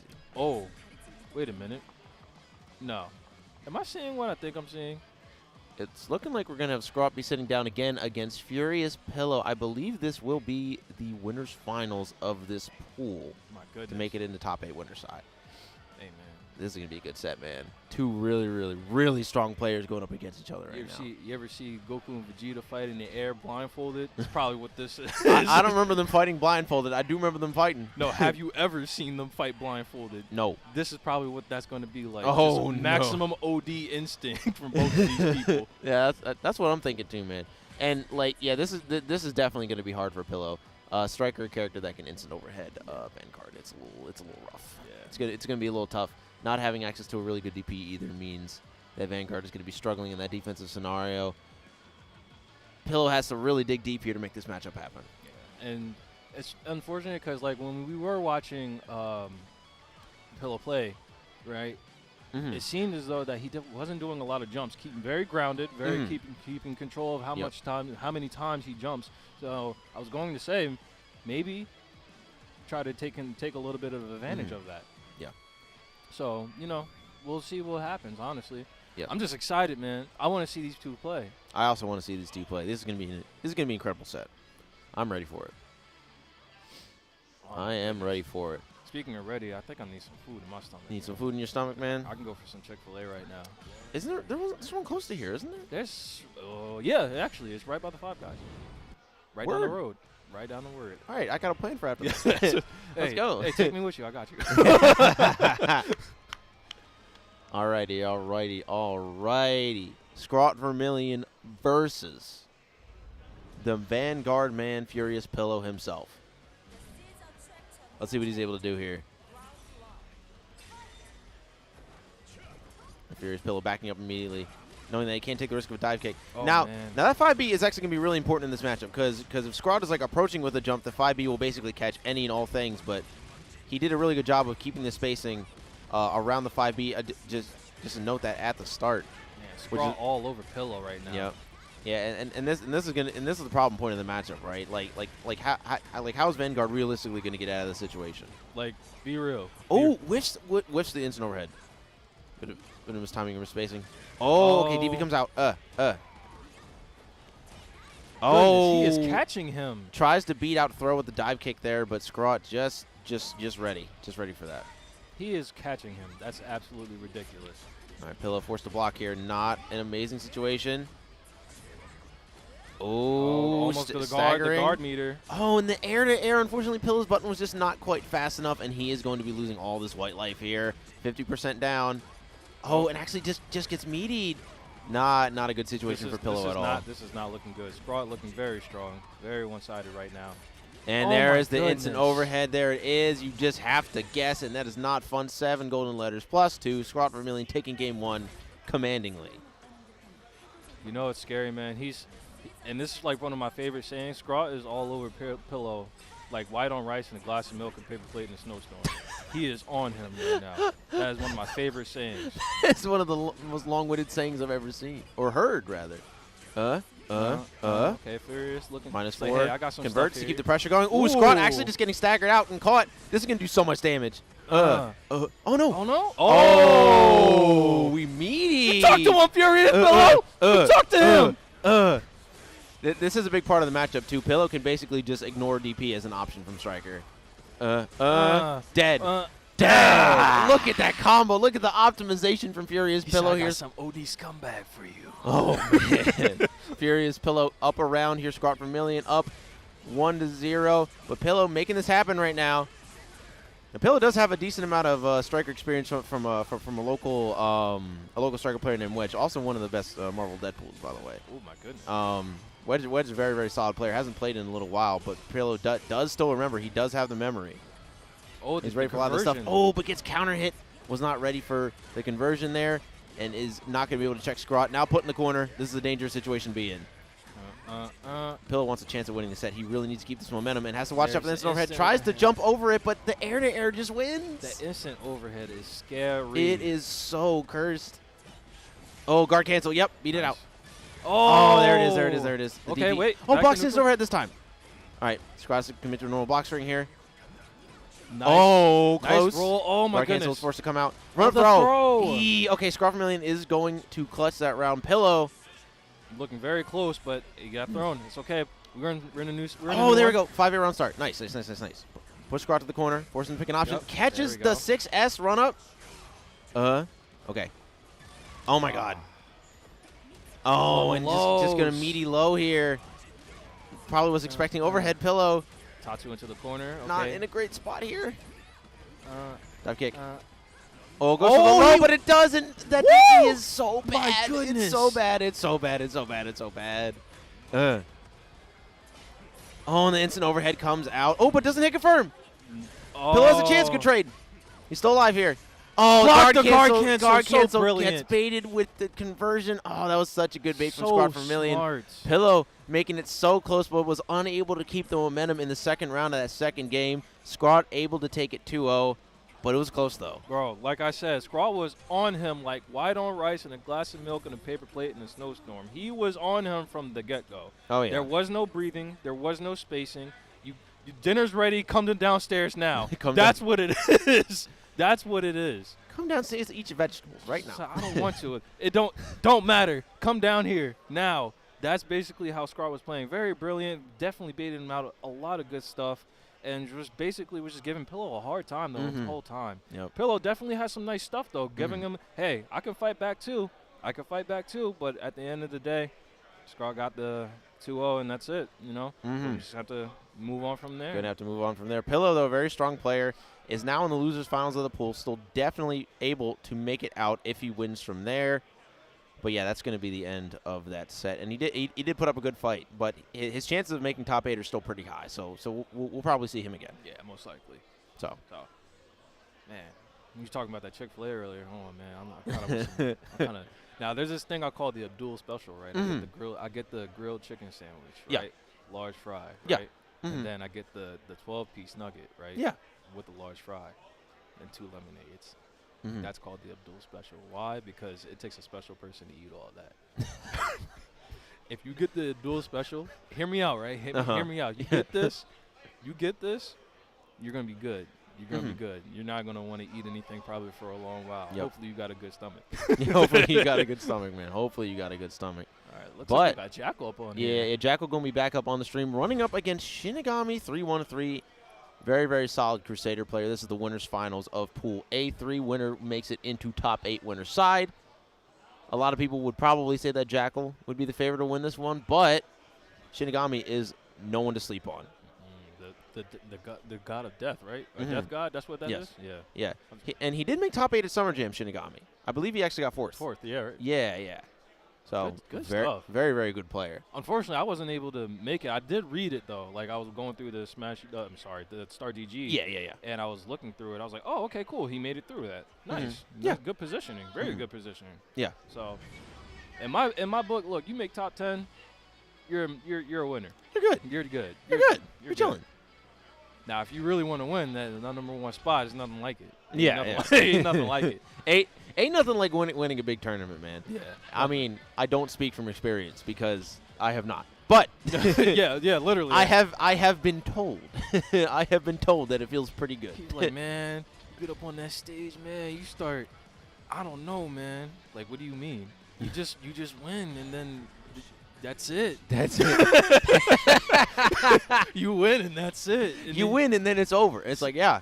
The dopamine levels kick in, and they start to go down. And I'm like, I mean, yeah, I could have told you that. Why? That's not really that informative. Yeah. It's like, what's it like? Oh, trust me, it's a different experience. Ooh.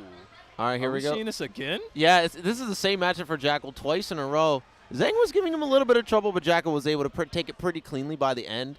Shinigami, though, a bit of a level up in terms of player skill here. So we'll see what Jackal is able to accomplish here against Shinigami. So I want the black hole mix. Give it to me. Fight. All right. Looks like they're going for a nice little button check. Yeah, we do got the button check here first. Definitely got mixed a little bit. One thing I could tell you from personal experience, because it's happened more than once. Every time I'm at a tournament and I casually play, my buttons are messed up. Every time. Every time. Every time. It's like a curse. It's like a curse. I'm like, well, I would have did better if my buttons were good, but hey, man, you always got to.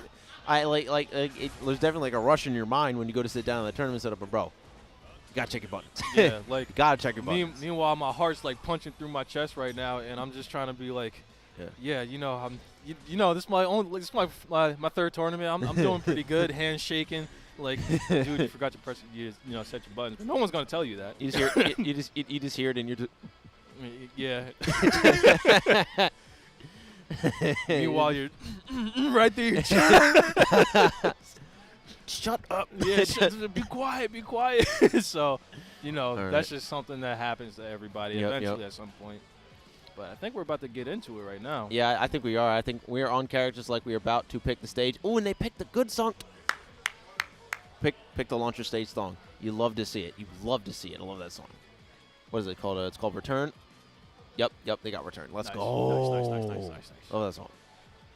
But yeah, like we were saying earlier, this is going to be Lost Warrior versus Crusader. Jackal on the right, Shinigami on the left. Yep, the Man of God versus the Whirlpool Vortex Black Hole Master himself. Yes. It's a lot. Yeah, I mean, I guess all that's technically true. Yeah, technically. That is really look at it. I mean, yeah. I wonder what their thought patterns were. Like, yo, let's make a character and he shoots black holes. I mean, that's kind of hype. That's kind of hype. That's like kinda the hype, Spot bro. from Spider-Man, right? Yeah. Is that? Yeah, Yeah, the Spot's yeah. the same thing. Yeah, that's what the Spot does. Yeah. Except he doesn't have a sword and doesn't have cool looking stuff like that. So And he also has legs, I think. I don't think Lost Warrior has legs. is it lore that he doesn't have legs? I don't think it's Lord, but nobody has ever seen his legs. That is true. Because he just floats. He just kind of floats. And then the long garments too. So yeah. This is What if he's like on stilts and they're just floating still? my man Shinigami is knocked out, bro. And this He is nap time, relaxing. He's like, all right, let me breathe. he's taking a second to breathe. I'm not gonna lie. Rest up a was little me. bit. That was me last night. Yeah. He's was knocked me. out, bro. Around like 8:30, and that's not my normal sleep time. But Mhm. around that time, I was like, yeah, it's time to go. Look at them. They're Oh, trolling yeah. him. They're trolling him. not the bunny ears, dog. Oh, there he goes. All right, yeah, we back. Looks like it is time to begin, I believe. He said, what happened? Nah, man, I'm just chilling. Yeah. He Yeah, said, yeah. I'm over here waiting. I'm Yeah, tired. Yeah, I'm tired, man. I feel you. I feel you on that one. Gee. Goodness gracious. All right, here we go. He's getting ready to play. Yeah, got to warm himself up. He's like, all right, I was just chilling a couple seconds ago. Now it's go time. All right, hold on, let me wake up. Yeah, it's time. It definitely is time to wake up. It is time to play your bracket set. Let's get it. Yes, sir. It is time. Now, question: do you think that since we're going to get with the patch, new stuff, a new character, you think we're getting a new stage, music? I don't know about new stage music. It's too early. Yeah? I mean, we're probably gonna get a new. If we get a new stage, we're getting a new song, right? Yeah. Like obviously, but they haven't confirmed a new stage with the character yet, so we'll see. Gotcha. Because normally they do the character with the stage, so I just figured. Yep. All right, Shinigami, waking up. He's getting ready. Let's see what he can do against Jackal here. Jackal, fresh off of this matchup against Zhang, too. Mm-hmm. So Shinigami has got to play with that in mind. Go for some different options. Most notably, don't jump. Because that's definitely what got Zhang down in their set. So I got the power of God on my side. Mm-hmm. Yeah, and like I was saying earlier, guys, the winner of this set will move on to winner's top 8. So let's see who gets it. Let the intros rock. Game number 1. Round number 1. Let's get it. Mm-hmm. Oh, Shinigami. Definitely with the roll. Off start. Putting on the pressure against Jackal. Nice wall. Better be like the side. Yeah. Goodness gracious. Ooh, good stuff to Jackal. Getting the instant overhead. Right back down. Out of meter. Now he's got to let it build back up. Nice throw. Mm-hmm. Oh, my God, again. Oh, Shinigami getting throw looped a little bit. Jackal putting on the pressure. Ooh, throw whiff. Shinigami. So I got you. Shinigami's turn. This wall is there. It's such a scary thing because it just sits there and you got to think about the pressure to come to you because it's just there. You gotta just hold it. Oh, here we go, and that's the time runes. freeze. This is going to be very, very. I'm actually unsure if this is actually going to kill. Nah, Crusaders. So much whiff. HP, not quite going to be able to do it. Jackal unable to finish the combo. Oh, big wall. Not going to kill. Oh. Going to save it. Nice Ooh, attack. throw tech. Oh, man. Drop Respect to it. spear. That was very interesting. Great block. It confirmed a super. Oh! And it is going to confirm that far away, too. Shinigami is going to clutch that first round. It's the power of God. Ah! Goodness gracious. Power of God. It's Indeed. strong. It's strong, man. Mm-hmm. Shinigami off to a good start last round. Good. Has a match for him. Oh, already put in Jackal. Nice conversion. Oh, the empty throw. The empty jump throw, man. Good conditioning coming up from Shinigami here. Jackal. They tried to counter. Oh, man. Oh, no hit from Shinigami, though. Set back. Nice. My goodness. Definitely trying to read him out right now. Figuring out what button should I press next. Trying to figure out where. Oh, and the pressure. Sweep. Oh, hammer. Big old chunky hit, and that is going to be game 1 for Shinigami. Jackal starting off really good, but Shinigami doing such a good job of locking him down and being consistent on that offense without having to rely on jumps. Mm-hmm. Very, very important against Lost Warrior.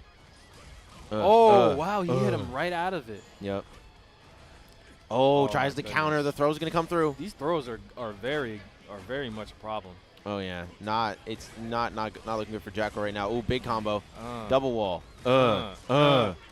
Big boys. Right, here we go. Oh my God, goodness. The two-way poking. My man Jackal trying to find a way out, but nice Shinigami's giving counter. good spacing. Yeah, here comes the counter. Jackal got a little bit of health left. No meter, but definitely going to try to make this work as best as he can. Oh, here comes the throw. Gonna get some meter back from that. Oh, And the jump over from Shinigami. So conversion. smart, dude. The combo so solid. It had meter to spend there to get the kill if he needed it, but was unnecessary. Jackal, potential final round of winner's bracket here. These the walls. throw. Oh, my goodness, man. The wall's a scary thing. Back against the wall is a scary thing. All right, here we go. Big damage. Oh, but a drop from Jackal. The conversion. What's next? Oh, man. Trying to That's light a low. upon me. Oh, my God. The combos here, man. Oh, 5B. Oh, tries to teleport, but gets whiff punished. No big combo from Shinigami, though. Jackal, counting his lucky stars, is going to do so much damage. Goodness gracious. Oh, Got the man. ruins, time stop. Has the Awakening super available, too. This might kill. Goodness gracious. Into super, and that is going to connect. That is my goodness. absolutely the end of the round here. Jackal clutching up, keeping himself in the winner's bracket here, taking us to a final round of this game. My goodness, man. That combo was sick.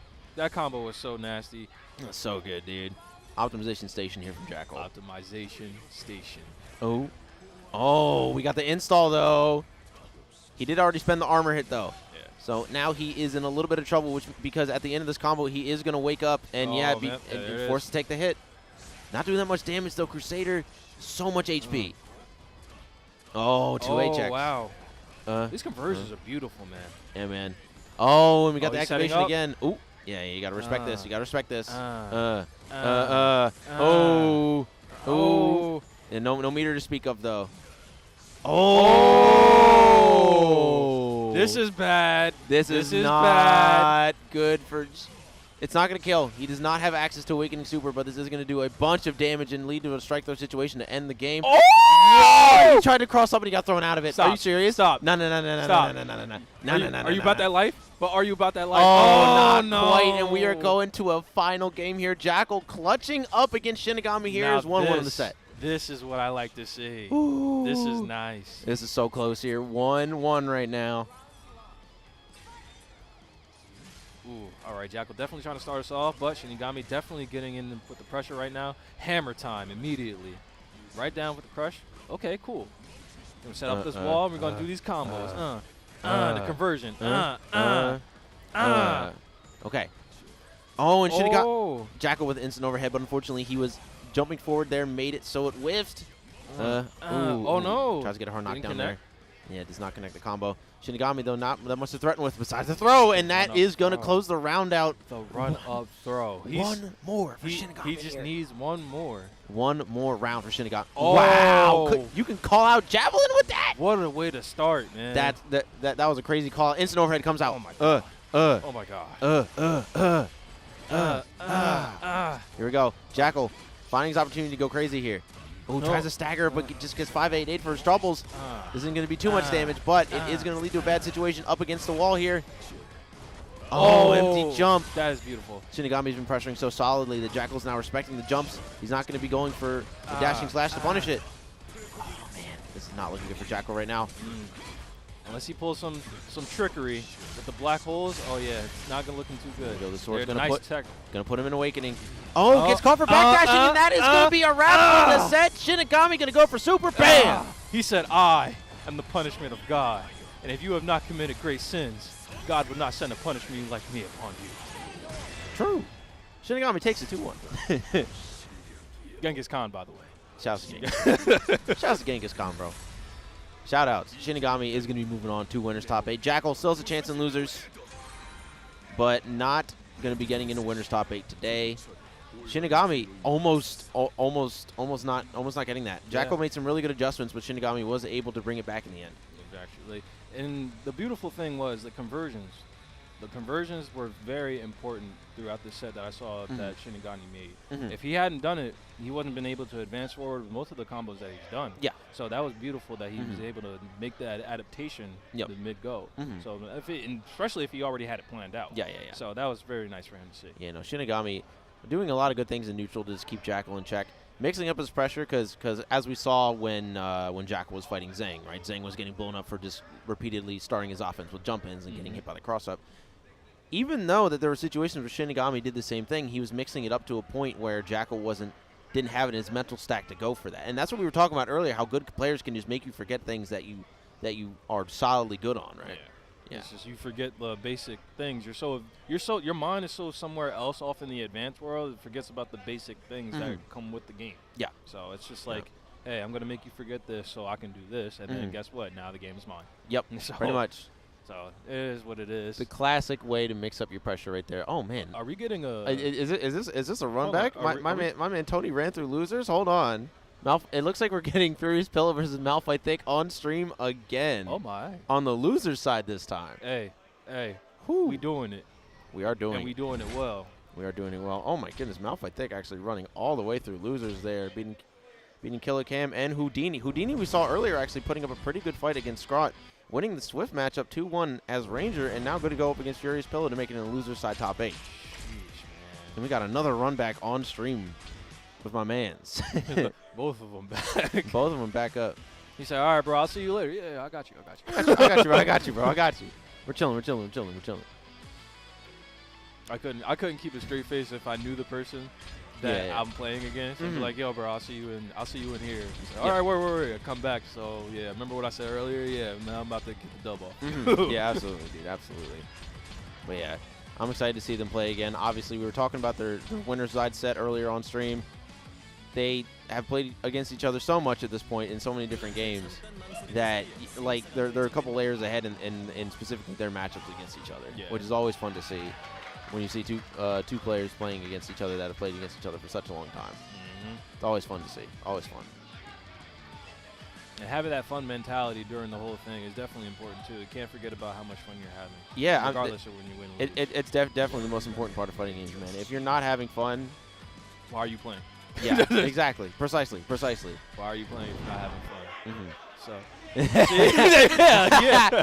Look at these guys having such a good time, man. Do you love Tony? Tony and Pillar are good peoples.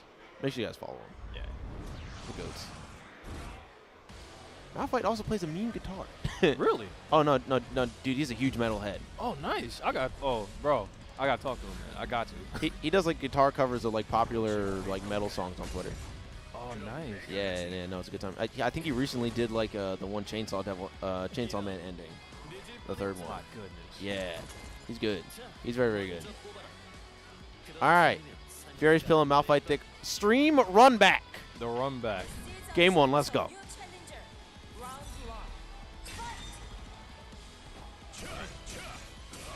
Furious definitely put on the pressure like he did once before. Malphite trying to get the shots in, trying to see what's going to hit him from that certain range. Oh, Furious getting hit. Yeah, trying to roll through, but I think had the spacing off a little bit, and Malphite unfortunately not getting that combo there. Let's see what he's got. Bang, bang, bang, bang, bang, bang. Man getting hit with the blick. We're going for the safe end. It's crazy because when you realistically think about it, there's a lot of bullets in those two revolvers. Yeah, man. Yeah. Like my man found the infinite ammo glitch, bro. Yo, he's got the Dante going on. He's just never reloads. Call of Duty World at War, man. My man hacking. Oh yeah. He's got infinite Juggernaut too. Oh nah, bro. Oh nah, bro. Not again. Oh, all right, here we go. Furious looking a little bit in trouble here with the pressure, and Malphite's just definitely laying on him right now. Oh, Malphite with the hit. I think he's able to finish this too. Oh, yes, he is. Not going to hit. He only needs one more hit, and that's pretty much it. That is all you need, but all. This is one touch. The pill gets it right here. It's over. Definitely being patient as possible. See when he's going to attack. Go to grenade. Spent his gray life, and he is going to get the 5B there. Shoot him up. And the grenade launched him in the air. How disrespectful. Malphite taking the first round here. Looks like making these a little bit tougher for Pillow. Wow, what a call out there. Goodness gracious. Interesting ender. Oh, catches the jump. The grenade. Oh, exploded too early. Didn't really convert off of that. Definitely trying to figure out where they're going to lay the hit at. Laying on the pressure. Furious is definitely trying to just do everything in his power to make sure he makes a mistake. Malphite's definitely responding. Nice guard cancel. Oh, this is dangerous. Oh, nice guard cancel to the guard cancel. Had the guard cancel. There's definitely a guard break potential situation there. It's going to go for a simple combo ender. Maybe get some meter back here. Not quite. Going to be in the greatest spot. Sent full screen, but Pillow is now right in your face with these big buttons. Oh, God, that is a really good starter. Goodness gracious. Pillow ending his combos very simply, though. Yeah, you're very gracious with his jumps. Oh, no. The DP was a little bit too far. Did not get all the hits necessary. And going to end it in super. Nice and easy confirm here for Furious Pillow. 1-1 in rounds here in this game one. They are laughing and hooting and hollering on stage right now. I love it when two players have a good time. Yes. Two players having a good time. Love it. That's what makes a good tournament. Absolutely. That's what makes it great. Absolutely. Oh, man. Furious. Great starter with a low. My goodness. All right, we're playing a neutral game. Malphite able to get the hit. Sending it up in the air. Grenade right behind him. So if you try to mix a jump, bam. Grenade's right there to make a mistake. Uh-oh. Oh, wow. Catching the roll with the grenade. That Malphite doing a really, really good job of just like grinding against Pillow's patience right now. But Pillow only needs 2 hits to get this in. And the way Malphite's playing, he's going to need a lot more. Yeah. Grenade. Nice Wow, actually beats out the low. Whoa, what is going on here? That's something different. Pillow was so ready for a DP there that he just jumped away like out of. Oh my God! Actually rolled it, but no punish. He really is running on Red Bull, dude. This is crazy. This is definitely the cracker tweak moment. he's definitely cracked off this Red Bull. This is guard break. Oh no! Oh, it's fine. I don't know why Malphite thick DP'd there. I think it might have been a misinput, but either way, it's going to work out in favor of Furious Pillow, who's going to take game one.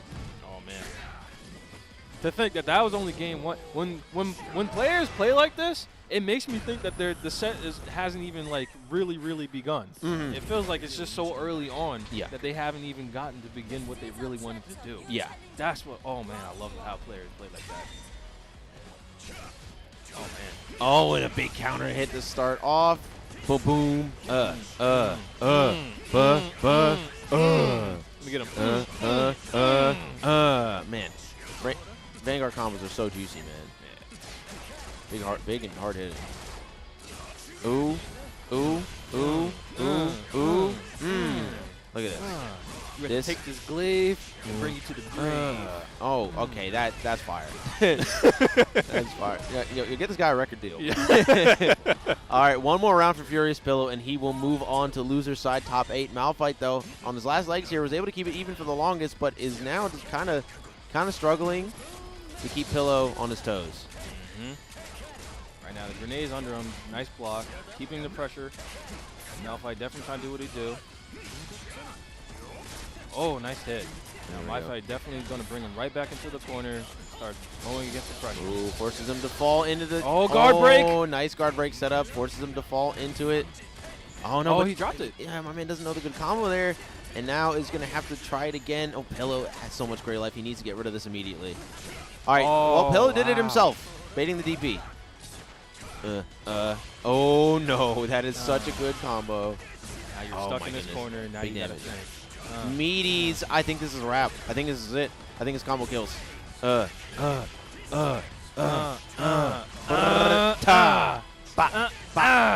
That's how I got this glaive, and you about to behave.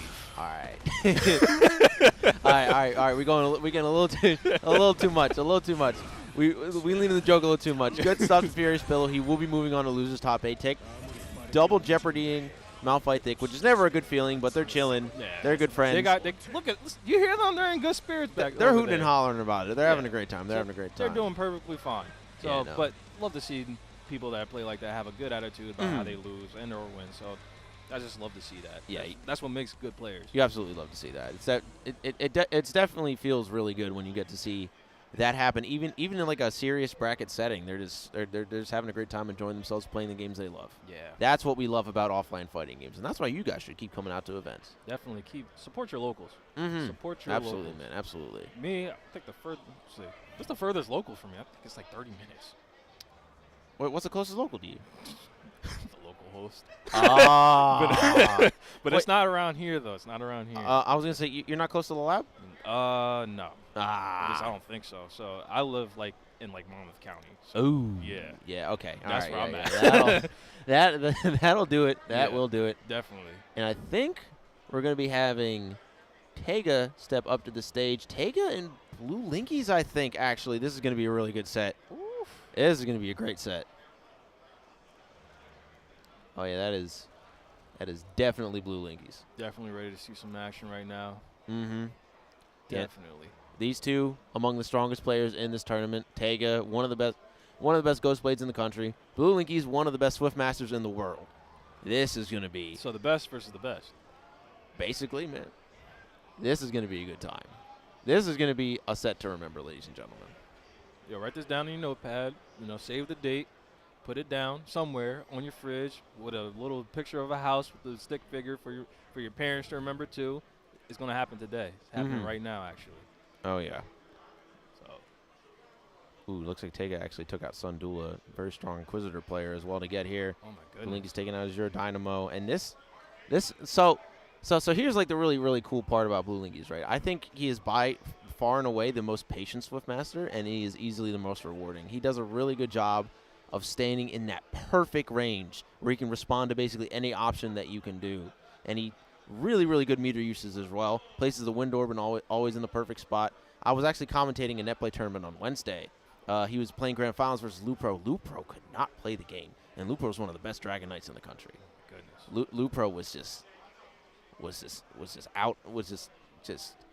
not able to do anything. when you're put in this in a predicament like that, goodness gracious, like what else can you do but block and Mhm. try to play? And try to play.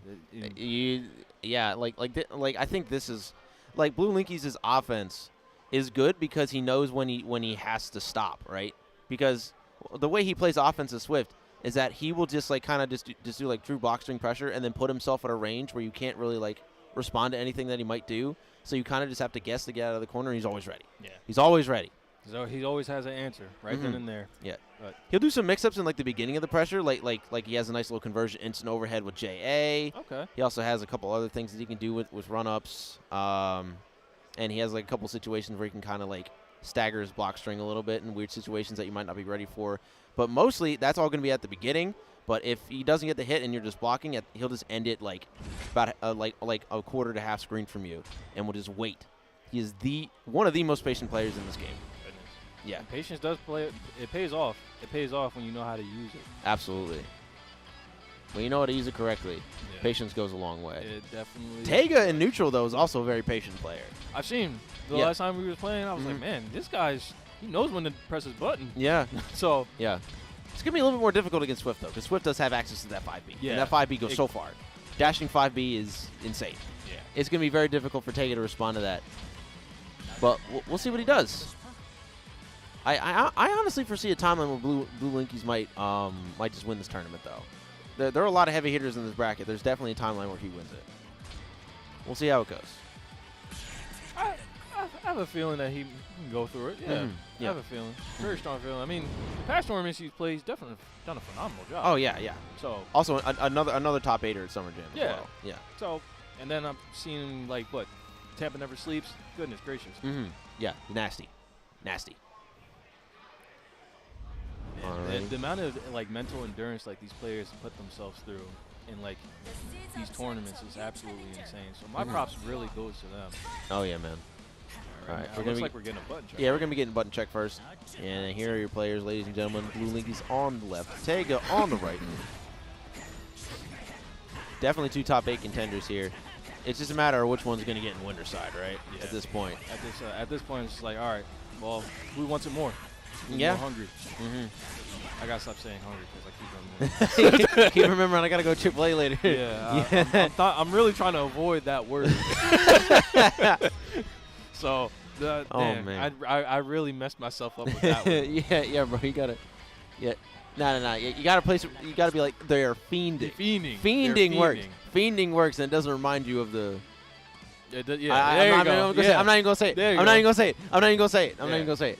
Yeah, here we go. The Ghost Blade's gonna come out. We're not gonna be seeing the Zerker today. No, sir. Said it's time for you to get this Ghost Blade. Ghost Blade. And the PC mods for Ghost Blade. Oh my gosh, the Virgil skin. They're Goodness gracious. man. Beautiful. I definitely think the modding community goes crazy on Arceus games these days, bro. Most definitely. They go ham. All right, here we go. Game numero uno. Said we got Swift Boy versus Ghost Boy. Ghost Man versus Swift Boy. My favorite DNF dual characters. Spooky dude. Says Spooky Dude versus Short Elf Man. Monsieur Elvin. Just yo, Elvin Shadow? Elvin Shadow? Yeah, yo, Elvin Shadow. Alright, here we go, game one.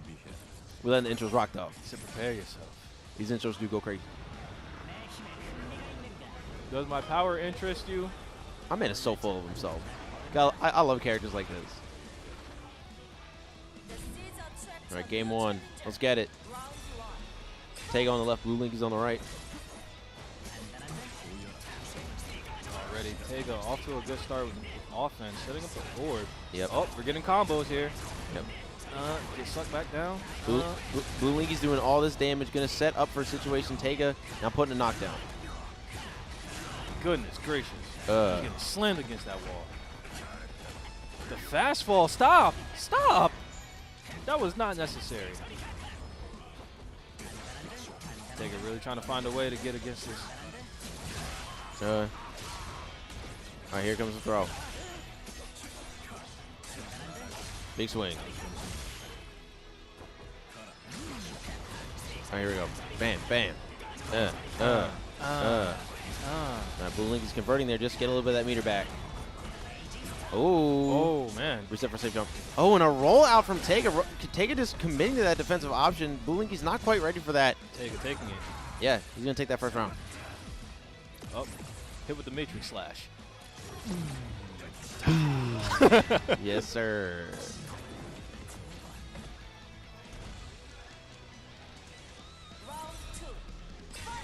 All right, here we go. Round number two. Oh, man. Oh, and a whiff start. A whiff punish immediately. Blue Linky's getting uncharacteristically impatient here in neutral. A bit of a whiff.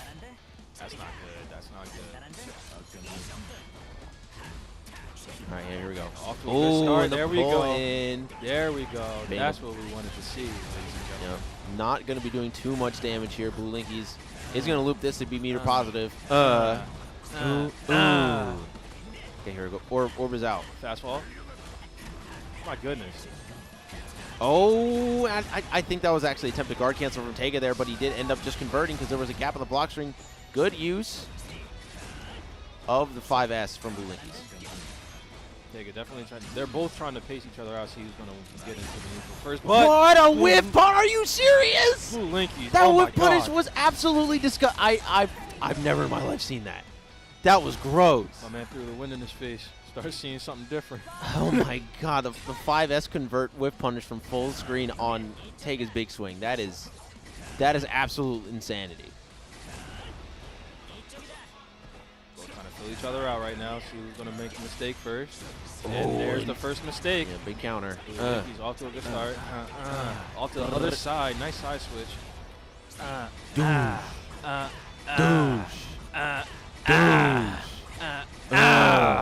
That's nasty. Okay, here we go.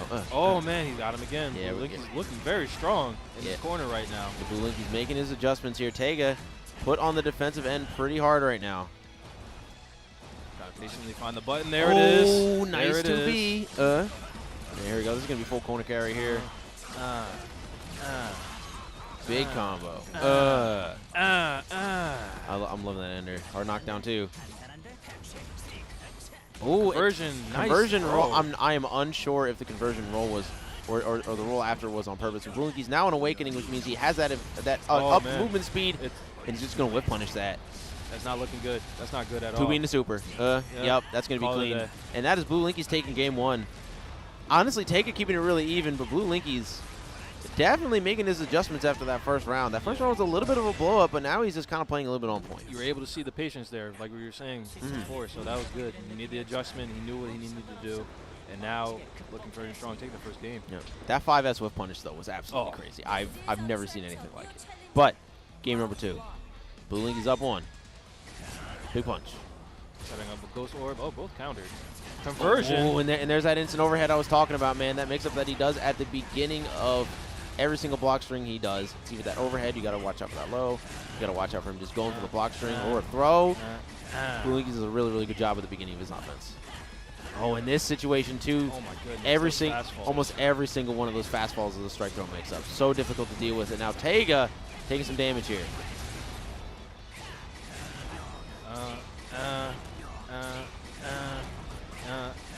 My goodness.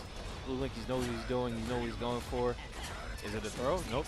Yeah. Like that strike throw mix. Yeah. Trying to delay it to maybe catch. I used delaying it a little bit to try and catch a mash or a throw attempt from Tega. Just beta reaction, but Tega did not bite. Yeah. Oh, and you got to watch out. When he has a Gucci belt on, you got to be really careful. Okay, here we go. Oh, he actually gets a hit, but no hit confirmed with meter there. Nice defense from both of these guys. Oh, Heck. amazing throw tech from Tega that saved his life.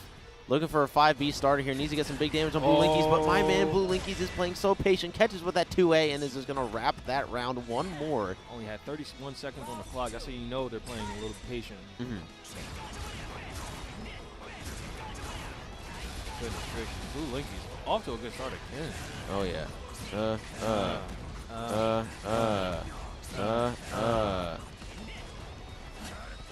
Somebody please call Storm from the X-Men. She's missing her son. Yeah. Please. Please. Oh, wow. What a jump in from Tega there. Nice. Tega definitely putting on some nice damage right now. Doing what he can. Oh, whiffed it, but it's okay. Got the counter. And here we go. Big combo coming out here for Tega. There we go. Another knockdown. Oh, and the DP. Oh, big bait.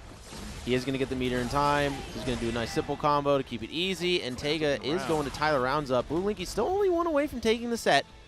1-1. But Tega keeping it close.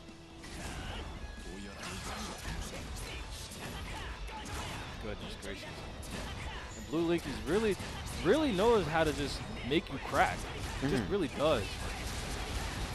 All I've been seeing is just how I'm going to go up, I'm going to mix you, I'm going to make you think that I'm doing what I think you're not doing, and hey, throw it right back in your face. And here we go, air dash. Yep, there's the throw. And now you got to be careful. If he starts delaying those air dashes, he could just get a big starter. Oh, and the 5B. Look at this combo. Ooh, ooh. I think this is going to be a wrap on the set. That is going to be a 2-0 victory for Blue Linky's over Tega. Good job. Taking it and moving on to winner's top 8. I like the patience from Tega. He definitely tried to make the adjustment, but just made a couple mistakes.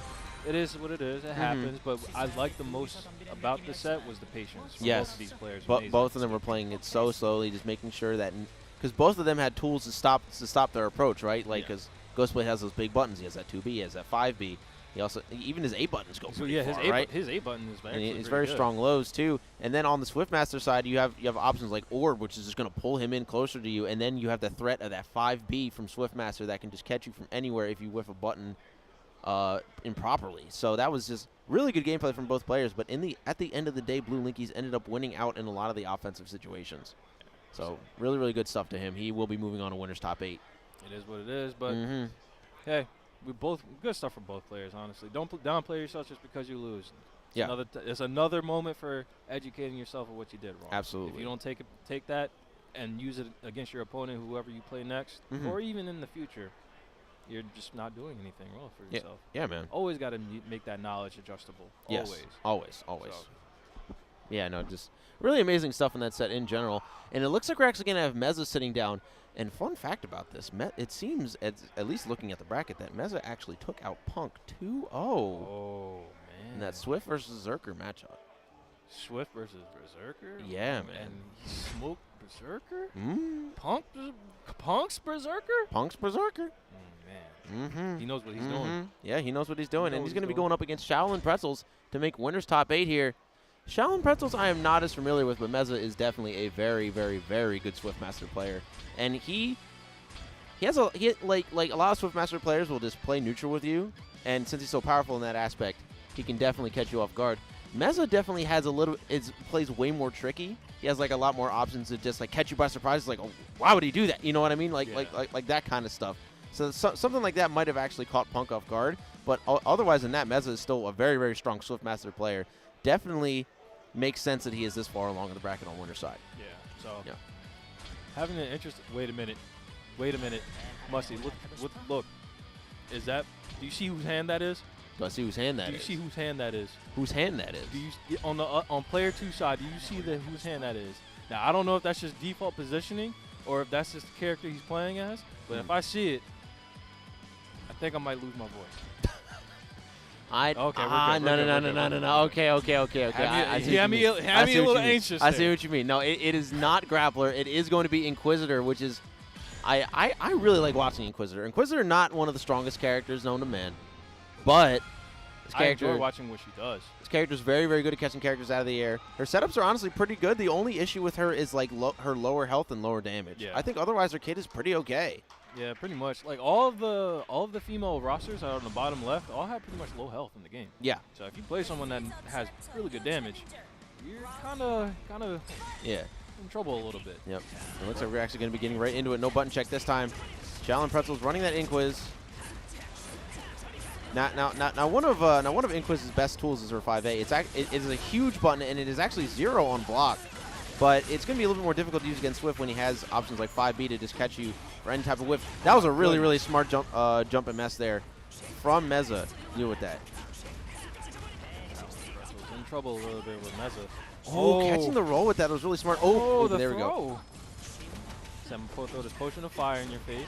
Set the pressure. There we go. The fireball's coming in. Oh, deep. Nice. Tries to suck him in with the DP. Unfortunately, it was just a little bit too slow. Shaolin Pretzels was a little too close to the ground. Let's see if he can finish this. Ooh, and the wheel. Fire wheel. Meza actually pushing a button on the way down. Was not prepared for Shaolin Pretzels to do a wheel there, and is actually just going to get caught out right. That fire wheel is definitely something you should not be pressing a button against, and it is scary. Speaking of scary, hold on. Meza is definitely sucking him in with this orb. Oh, this combo is so cool. Yes. Oh, we're going in. Here we go. Big punch coming through. All right. Another really, really good tool for the Inquisitor is that. Oh my God. Man. Oh yeah, we're gonna be like plus 15 here. Oh, actually backs off though. He went for that. Yep. Okay, here we go. Counter. DP. This is gonna be a little bit treacherous for Meza here. Oh, but Shaolin Pretzels actually expecting Meza to go for the DP. It does not happen, and Shaolin Pretzels is going to lose the round, and Meza is going to tie it up for that. Why? I just realized he had the name Pretzels in his name. Shaolin Pretzels. No, now I'm hungry. Oh, no, not again, bro. We circled back around yet again. Meza. Oh, Meza with a big duff. Meza looking very strong in these combo strings. Oh, unfortunately, does not have the meteor to detonate the wind orb. So now Shaolin Pretzels has to turn again. Oh, good jump over the flame. Right over the flame flash. The 5MS so good right there, just stopping any attempt from Shaolin Pretzels to run up. Having to try to play the neutral with the orb setup is very. Wow, actually beats out DP there. That was such a smart setup to beat DP from Meza. So good, and that is going to lead to him taking the game. Good adjustments there. Goodness gracious, that was so crazy. That was so crazy. I can't believe. And you want to know what's funny? I always think, like realistically thinking, you would think someone would not blow away fire, right? Mm-hmm. So for the flash to not be blown away is actually just funny when you think about it. Mm-hmm. Off game topic. When you don't really think about it. Mm-hmm. But hey, this is called the game for a reason. Oh yeah. Physics don't exist sometimes. No, they don't, bro. No, they do not. Oh, okay. Ooh, nice throw. Right into the corner. Shaolin Pretzels trying to get the pressure. Oh, baits a hits him with the DP. fire. Yeah, nice throw again, right back into the corner. Yeah, Shaolin Pretzels trying to get something happen. Oh, and the 5A actually disconnects. Meza trying to challenge there. Not going to work out. Oh, but a drop. Oh, and the reversal throw. This is not a good position for Shaolin Pretzels whatsoever. No, not so ever. Goodness. Pretzel is definitely in trouble right now. Meza is all over him with these combos. Red setting him. Oh, but he dropped the combo. Right back into the corner he goes. No white health to help him either. So you can't even convert unless he takes some damage. And if he even takes damage, he's gonna die. So that's not good. All right. Meza with the opportunity to finish the round. Unfortunately, the flame does not connect on the right spot. Gets the DP out in the gap. Shaolin Pretzels needs to find something here. Oh, but that is, I think, tries to jump in with potentially a 5MS there, but the 5MS from Meza, so good at just covering the entire space in front of him. And that's definitely like what one of Meza's like biggest traits as a player is that he uses that 5MS a lot, and it will reset neutral pretty consistently. Goodness gracious. Oh, and he baited him into that. He said, yeah, I'm going to throw this win, and you're going to roll, and I'm going to hit you. Oh, perfectly timed roll. Roll. Perfectly timed roll from Shaolin Pretzels there. Gonna get a full combo here. Fire wheel, setting up the pressure. Set up the wheel. Possible mix too. Oh, actually lands the 5S, but does not confirm into a combo. Had already buffered the holy water. Oh, the fast roll. That mixed me. That mixed me. I didn't even see that. That was a little tricky there coming from Meza. Right now, definitely trying to play the neutral game. Doing a good job. But can't play neutral forever. Only got 50 seconds on the clock. So somebody's got to get hit. Well, that was a good roll, but unfortunately not fast enough to catch Swiftmaster there. Meza getting the full combo. Another reset. Tries to go for throw. The DP comes out from Shaolin Pretzels. This is his chance. He needs to make something happen right now. Guard cancel happens. Right, you got the meter out. You can still do something with this. Oh my God, it's the big punch, man. Meza is just... The wind beam is scary, man. It's so good. He's doing such a good job of just preventing Shaolin Pretzels from moving around the screen at all. Now you got to worry about this wind orb. Activate it. Meza just slowly just willing down his guard bar. Yeah. Oh my God, vacuums him into it too. Meza needs some meter in order to get the guard break here. Oh, there's only 9 seconds, and the 5AA is going to end here. Shaolin Pretzels were getting desperate. Meza responding accordingly. That is a 2-0, and he is going to be moving on to winner's side top 8 almost flawlessly. Yeah. That was not very close. Now, when I saw that round a lot, definitely neutral, fine.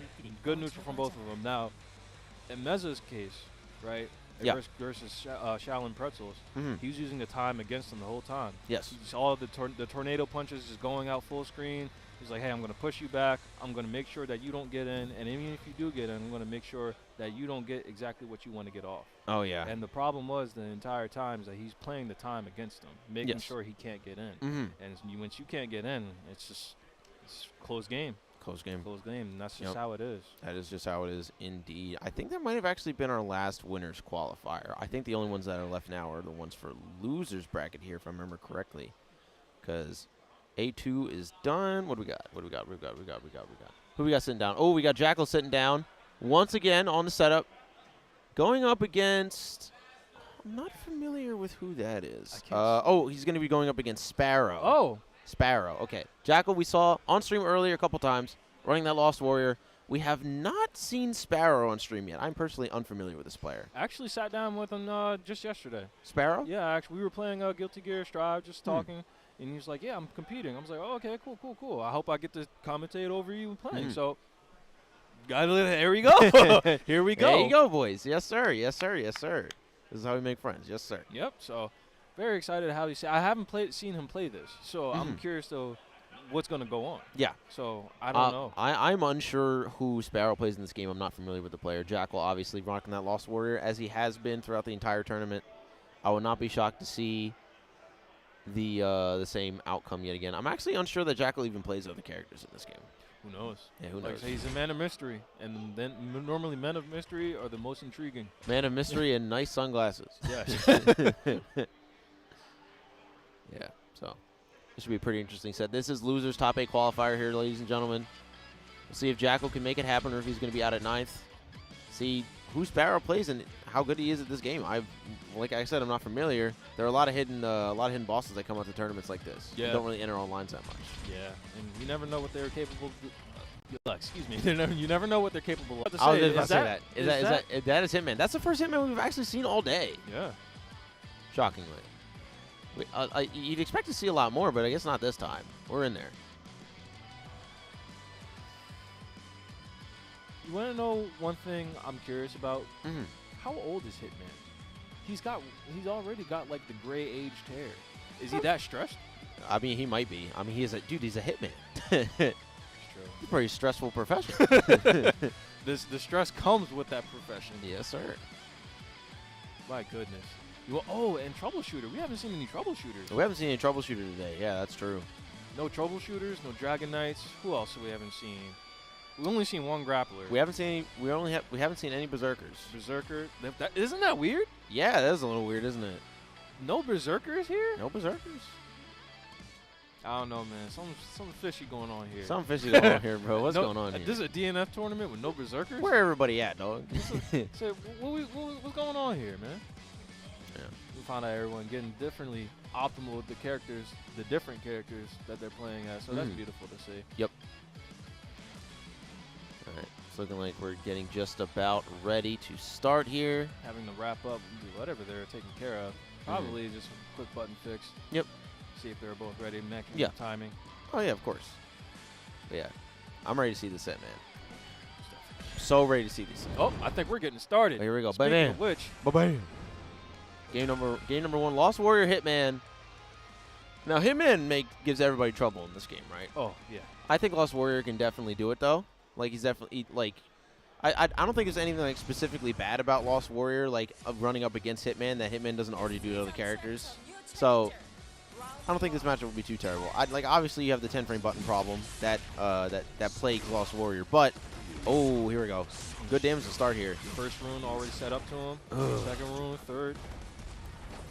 All right. Jackal putting on the damage to Sparrow right now. Sparrow Switching sides. not quite ready for that. Getting Dropped it, but picked him up with a throw. Oh, no, but we got the Hitman Awakening on deck now, and this is dangerous for Jackal here. Oh, man. You see how Sparrow's moving right now? He's moving right now. He's on top of it, dude. Oh, yeah, here you go. Oh! Tries the dash block again. Okay, Jackal takes the first round. Sparrow just looking at that first round looks a little unfamiliar with Lost Warrior. We'll see how the rest of it progresses, but oh yeah, the swords, here it comes. Yep, there it goes. Then rolls past that. Good situation here. Ooh, actually jumps out of the way. Jackal. Pressed the button and got hit. That's delayed into swords. This is going to hurt so bad. We got 3 seals on deck. Teleport. Throw. Oh, actually just respecting DP there. Yeah, Sparrow putting himself into Awakening. Sparrow definitely making good use of his skills right now. He's definitely not letting up with his aggressiveness. It's actually all over him. Yeah. Oh, in the 6S, that is actually that's going to close out the round immediately. Doesn't even need the Superman to spending all that cash, getting all that damage. Jesus. Third round coming in. Good Awakening comeback from Sparrow there. Ooh, and we're just calling out the jumps with the big swing. Oh, he got caught lacking. Can't be doing that, my boy. Jackal a little bit in trouble right now. Staying back against the wall. Sparrow still at full health, too. And with these overheads, my goodness. Yeah, Sparrow going a little bit crazy right now. Jackal really struggling to get out of this bad position he's in. I think he should probably guard cancel here. I was just about to say guard cancel. But he cancel. actually doesn't. He saves the meter because, to be fair, if he got a hit with 200 meter, he literally TOD'd him. But I definitely think you kind of had to spend guard cancel. Yeah, he had to do something there. But glad to get guard broken too. It's unfortunate because you don't get enough sets to exactly. What a good jumping from Sparrow there.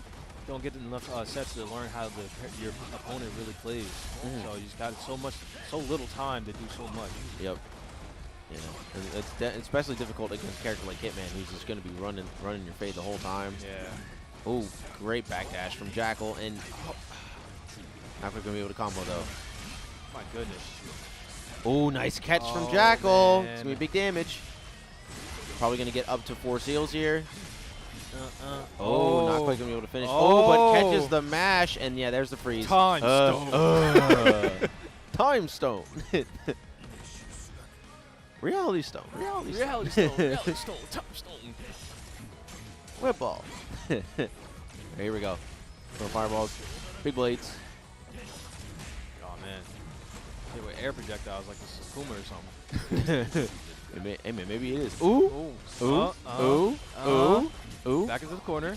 Oh, tries to get a teleport going, does not work out. Sparrow is going to get the hit, and this is where it could all fall apart for Jackal if he is not careful. Nice throw from Sparrow.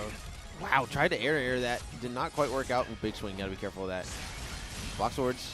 Oh, does not block that, and that is going to be a nice little cap on this round and game. Jackal going to tie it up at 1-1. This is dangerous territory for Sparrow here. Could be out at 9th if he does not make this happen right now. Oh, the big swing. Goodness gracious. Gotta big be swings. Yeah, man. A lot of Hitmans don't actually go for that call out at the beginning of the game, but Jackal's got to be really careful with these jumps. And Sparrow has now gotten that twice. He's pretty risky. Cheeky even. Oh, man. Sparrow just getting all this damage in from the corner. Doesn't have any meter to combo, though, so he's just going to get thrown. Throw again. Oh, God. Stop it. Stop it. You're not like it. Don't. It's cool. Said you don't. Wait, stop. Calm down. Don't do it. Oh, and that is Awakening Hitman. Oh, my goodness. Conversion into the hits? For the life of me. For the life of me. And he didn't even use Awakening. I swear, like, even the best players, when Hitman's getting Awakening, they will go for a run-up throw. And I'm like, why? Why do you do it? What is the purpose? Right, here we go. Jackal maybe going to make up for it, though. Going to keep that safe spacing. Got about 50% down on Sparrow's HP bar right now. Oh, no, a little too early on the punish attempt. Thought it was going to whiff. Oh. That's Baiting not something good. from Sparrow. This is absolutely going to... Oh, no. Yeah, he's going to get just enough time stop here, and that is absolutely the kill. Final round for this losers qualifier here. Winner makes top 8. Loser goes home. And I don't mean pack your bags just yet. The weekend ain't over just because the game is. Yeah, man. I mean, definitely not for Sparrow. He also entered Strive. Yeah. But and here we go. Sparrow looking off to a good lead here on the offense. Jackal definitely on the defense. Hasn't guard canceled yet. Yeah, trying to conserve that meter. Thought there was a gap there, but Sparrow just delay canceling. And this is not good for Jackal right now. One more hit will close it. Oh, tries to instant overhead, but the spacing was a little bit off. Oh, and the DP comes out, and the perfect KO. 7 golden letters plus 2. That is Sparrow taking it 2-1 over Jackal. Knocking him out early. Checkmate. At 9. Target eliminated. Everyone, stay where you are. My man gets into top 8 with the Hitman. Going crazy.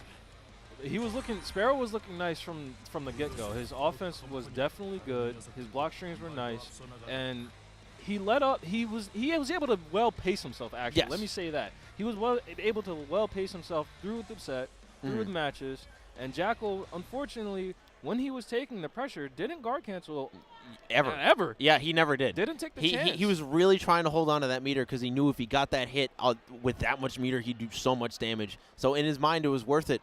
But my man Sparrow was just going to keep running the pressure if you didn't. And since he didn't represent it, that was just it. And he was probably, and in the back of Sparrow's mind, what he's probably thinking, hey, eventually he hasn't guard canceled yet. I'm going to try to bait him. Yeah. So even if he did, I mean, I can understand why not to, but sometimes you just got to do it, man. Sometimes you just got to do it, bro. You got to get the heat off you. Sometimes you got to go for it. Ooh, and our next set might be something a little special. I'm not sure if it's going to be the next set, but one of our coming up soon, we're going to have Shaolin Pretzels versus Punk. I don't know if it's the next set coming up. Shaolin Pretzels was rocking that Inquisitor earlier. Going up against Punk is a big ask. Yeah. Especially in losers bracket. Losers bracket Punk? Sheesh. My man definitely tries to take care of what he has to take care of. He is not a joke. He's definitely hungry for what he wants. Hey, man, this fixes our no Berserker on stream problem, though. You know what? It does. You are right. Yes. You are right. It does fix our no Berserker on stream problem. Unless he does something else. I doubt it. I doubt it. Yeah. I also doubt it. I don't think that he'd do it. That's one of his favorite characters, bro. He loves Berserker. Bro. The blood take into the dry. Oh, my goodness. You get to drain somebody and then use Frenzy to get extra damage. I got projectiles. I got the meter. I got the overhead. Hey. And we out here. My goodness, man. But like you said, Berserker, definitely a good character. Not a bad one. I actually decided picking him up myself. Yeah, that character's terrifying. That character is it doesn't matter what his health is at. He can turn the page. He can turn the page so quickly, and almost to the point where whatever health he is at is honestly just a non-factor. Yeah. Like you have to kill him before he hits you, or you just lose the game. Yeah. And it is a wrap. So you got to be careful around this guy. Having Berserker be definitely the staple guy for DNF. Not the wrong character either. So definitely, I want to see that. Yep. I want to see that. Yep. But right now, I guess we're waiting on our next opponents to get up here. Yep. And so far, I don't think anyone's sat down yet. Yeah. We got a couple people on stage right now. It looks like. Is that the man himself? That is the man himself. That is Punk on stage right now, going to be going up against Shaolin Pretzels. Inquisitor versus Berserker. This is going to be an interesting one. This is definitely going to be interesting. Actually, it's funny. I've been waiting to see this matchup. I actually like Inquisitor versus. Inquisitor versus Berserker is not that bad. Inquisitor has some pretty good tools against her. Exactly. So that's like, this is actually not that bad of a matchup. Yeah. I actually wanted to see this. It's just the only unfortunate part for Inquisitor is that she gives Berserker a lot of chances because, like we were talking about earlier, Inquisitor does not do that much damage, even on her optimals, right? So it's just the amount of setups like you gotta have ready for while you're playing Inquisitor is actually ridiculous. Yeah. You have to take it to a point where you can kill the opponent. Can't give up any space. Nope. Not against Berserker. Not against him. Nah. You can't like as anybody, you just cannot allow Berserker to play the game. No. You just can't. Things get out of hand very, very quickly. Very fast. Very quickly. And it's just like in a blink of an eye, you're like, oh wow, I folded. Yeah, it's literally just what happened to me. Yeah. Like where did the time and the life bar go? All right, yeah. Getting our cameras adjusted. They're just getting themselves logged in. We're going to be getting into the match any minute now, ladies and gentlemen. Yep. In the meantime, make sure you guys follow the stream. We'd really appreciate that. You already know Bifu's always out here supporting us, supporting every tournament that he goes to when he streams. Very, very cool guy. So make sure you guys follow Bifuteki. Please do. And make sure you guys come out to the next PK event. Yeah. I'm pretty sure the next one is just. I don't know if AA is happening this year, so I'm not going to make a claim. But definitely go out to Summer Jam. Yeah. I would definitely love to come right back for Summer Jam. Yeah, dude. Summer Jam's great. Summer Jam's a big one, dude. Yeah. That's literally right after Evo. Yeah. Yeah. So. Yeah. Oh my goodness, the amount of money you got to save in order to go to the two big events. Yeah. You better have that paycheck nice in order to come to two different events. Yes, sir. Yeah, but here we go. Game number 1 going to be Shaolin Pretzels versus Punk. Punk looks very relaxed right now. He's chilling, bro. He's chilling. He's vibing. Most people just like to tune everything out. I think he's just chilling. I don't think he has to worry about too much.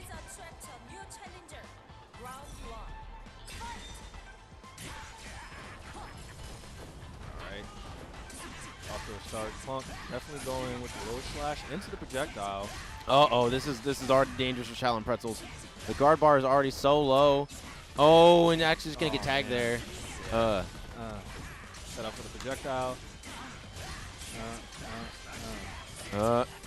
Goodness, the guard break. Oh my god, yeah, this is gonna be so much damage. Oh my god, it's gonna kill. It's actually gonna kill. It's gonna kill if he optimizes correctly. Optimize. Optimize. Oh my god. She's dead. She's gone. Nasty. It's over. It's over. It's just over. It's literally just over. So so what about the so it's like 2:14 right now. So did you know that we're in daylight savings? Shaolin Pretzels said Shaolin Pretzels gonna step off the stage. It's like wonderful weather we're heading. Yeah. Except it's not. It's very cold. I don't want to talk about that. But already. But all there right. you go. Back with the aggressiveness. Oh, got a hit. Putting Shaolin Pretzels in a very bad situation with the attack. Right back into the corner on defense. Shaolin Pretzel has to find a way. There for the DP. Good answer. Oh, rolls the DP. Good chance for Shaolin Pretzels here. Big damage. The fire wheel. Oh, resets there. Oh, and the guard cancel from Punk.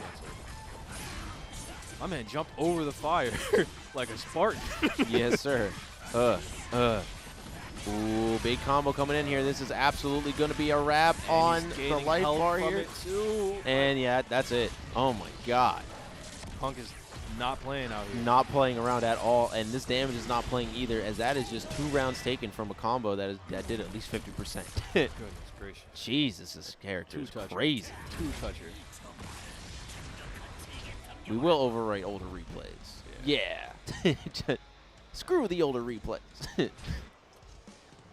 right, Now, what I liked right there was Shaolin Pretzels took a moment to himself to like, okay, I need to straighten myself out. Not a lot of players take the moment to just calm down, try to figure out their re-game plan. Yep. But right now, Punk right back with their offensiveness. Shaolin Pretzels on the defense. Right back into the corner. Nice DP. Ooh, I like the DP through the gap there. Oh, tries to roll to get out of the corner, but you're not good enough on DP to do that. And Punk is just going to poke. Oh! Uh-oh. You've been jebaited. You have indeed been jebaited. And, yeah, we're just going to... Oh, yeah, the super's going to be available here because of the activation. Yeah, then here comes the super. Yep, there it is. Jeez, man. Punk is just running through this right now. Shaolin Pretzels is struggling so hard to even get something started. My Big goodness. bite. Jesus. All right, potential final round here. Punk playing so good right now. Very strong right now. Shaolin Pretzels just needs to make the adjustments. Oh, my goodness. Jumped over the fire again into a slash. Great. Just great. Shaolin Pretzels looking very much in a bad predicament. That's not good for him whatsoever. Already 50% done. Punk. Ooh, trying to get another one there. Ooh, it's against the activation anyway. Stuck Oh, it and the in. guard cancel Oh, got man. baited. That is absolute. Yeah, no, that's game. absolutely positively going to be a wrap on That's game. the set Unfortunately. here. And yeah, Shaolin Pretzels was just not able to get anything started there. Punk going to take it 2-0 and move on to loser side top 8. Wowzers. Shaolin Pretzels, you did your thing, man. Don't worry about it. It's okay. We'll get them next time. We will get him next time. That's tough. Yeah. That's tough. And That's he's tough. playing against Punk. He's not free. He's not free? So he came to play. Yeah. And even if he didn't come to play, he's coming to win. Mm-hmm. So, yeah, it is what it is. Shaolin Pretzels, man. don't even take it, man. You got it. So Yeah, that was definitely a little rough for my mans there. But we all have our days. yep, we all have them. So You already got 9th of this tournament, man. If you just keep it up, you just keep improving, you'll get the top 8 next time for sure, 100%. yeah, look, dude, you made top 10. Be proud of that. Be proud of that. I'll be happy for making top 10. You Mhm. kidding me? Yeah. Goodness gracious. It's different though. We suck. Oh well, yeah, that's different. There's a difference. That's why we're here. That's why they're there and we're back here. That is exactly why we're here and they're up there. The exact reason. We just talk. That's all we do. That's all we do is just talk. Ooh, we about to get grappler. Stop playing with me. I'm not playing with you. This is the same grappler we saw earlier. You capping? No, same grappler we saw earlier going up against Tega right now. You lying? It's a run back versus Tega and that grappler. Yo, stop playing with me. I'm not. It's on the screen. I'm happy. I was about to say, I swear to God, if you don't believe me, I'll start talking about food again. But The crazy part is I was in denial, so I didn't want to look at the screen. I was like, you lying. And then I looked over. I was like, yeah, he's right. He's right. no, yeah, I'm spitting, bro. I'm absolutely spitting over here. My goodness.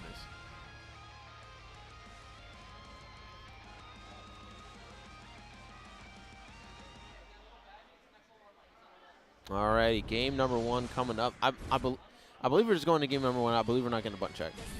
Yep, I believe this is game number 1. Mm-hmm. Yeah, here we go. The run back versus Tega and Latalis Venator. Latalis Venator got the first round on Tega in their first set, but was unable to secure almost anything else afterwards, as Tega was just so patient and neutral that there was almost no opportunity to play the game. Yeah, so. Plays the grappling match very well. Nice. Uh-oh. I love when okay. I love when I say as he plays the grappling match very well, he gets jumped in on instantaneously. That is incredible. All right, here we go. The pressure. Nice. Okay. Not missing the combo this time. Nice. Oh, went for the big grab. Understandable. Oh, you got to be careful where you're jumping. My man Tega is just waiting for you to pick an option and just responding accordingly. Grappler's so slow. You got it. Honestly, max range tackle would not be a bad idea. Nice guard cancel right there. Yeah, there it is. Oh, there it is. He's plus on this. Okay, Oh, Tega trying to press. Too far. That is such an unfortunate occurrence there for Latalis. Good blocks. Oh my gosh. Oh He hit him my and snuck him God. with the low. That was so sneaky there from Tega. He's going to take that round. Latalis, though, keeping it close. Looking already looking much better than their what first set. yeah, Yeah. Way better than Way what better he than the first set. Way better. You know how I feel against grapplers, man. It just makes my day happier. Mhm. It makes my day much Trust me, bro. I know. You've definitely told me. I've been informed. I'm just surprised I haven't seen the two S, you know? Oh, that is a huge counter hit. Oh, that's a huge counter hit. This can do so much damage.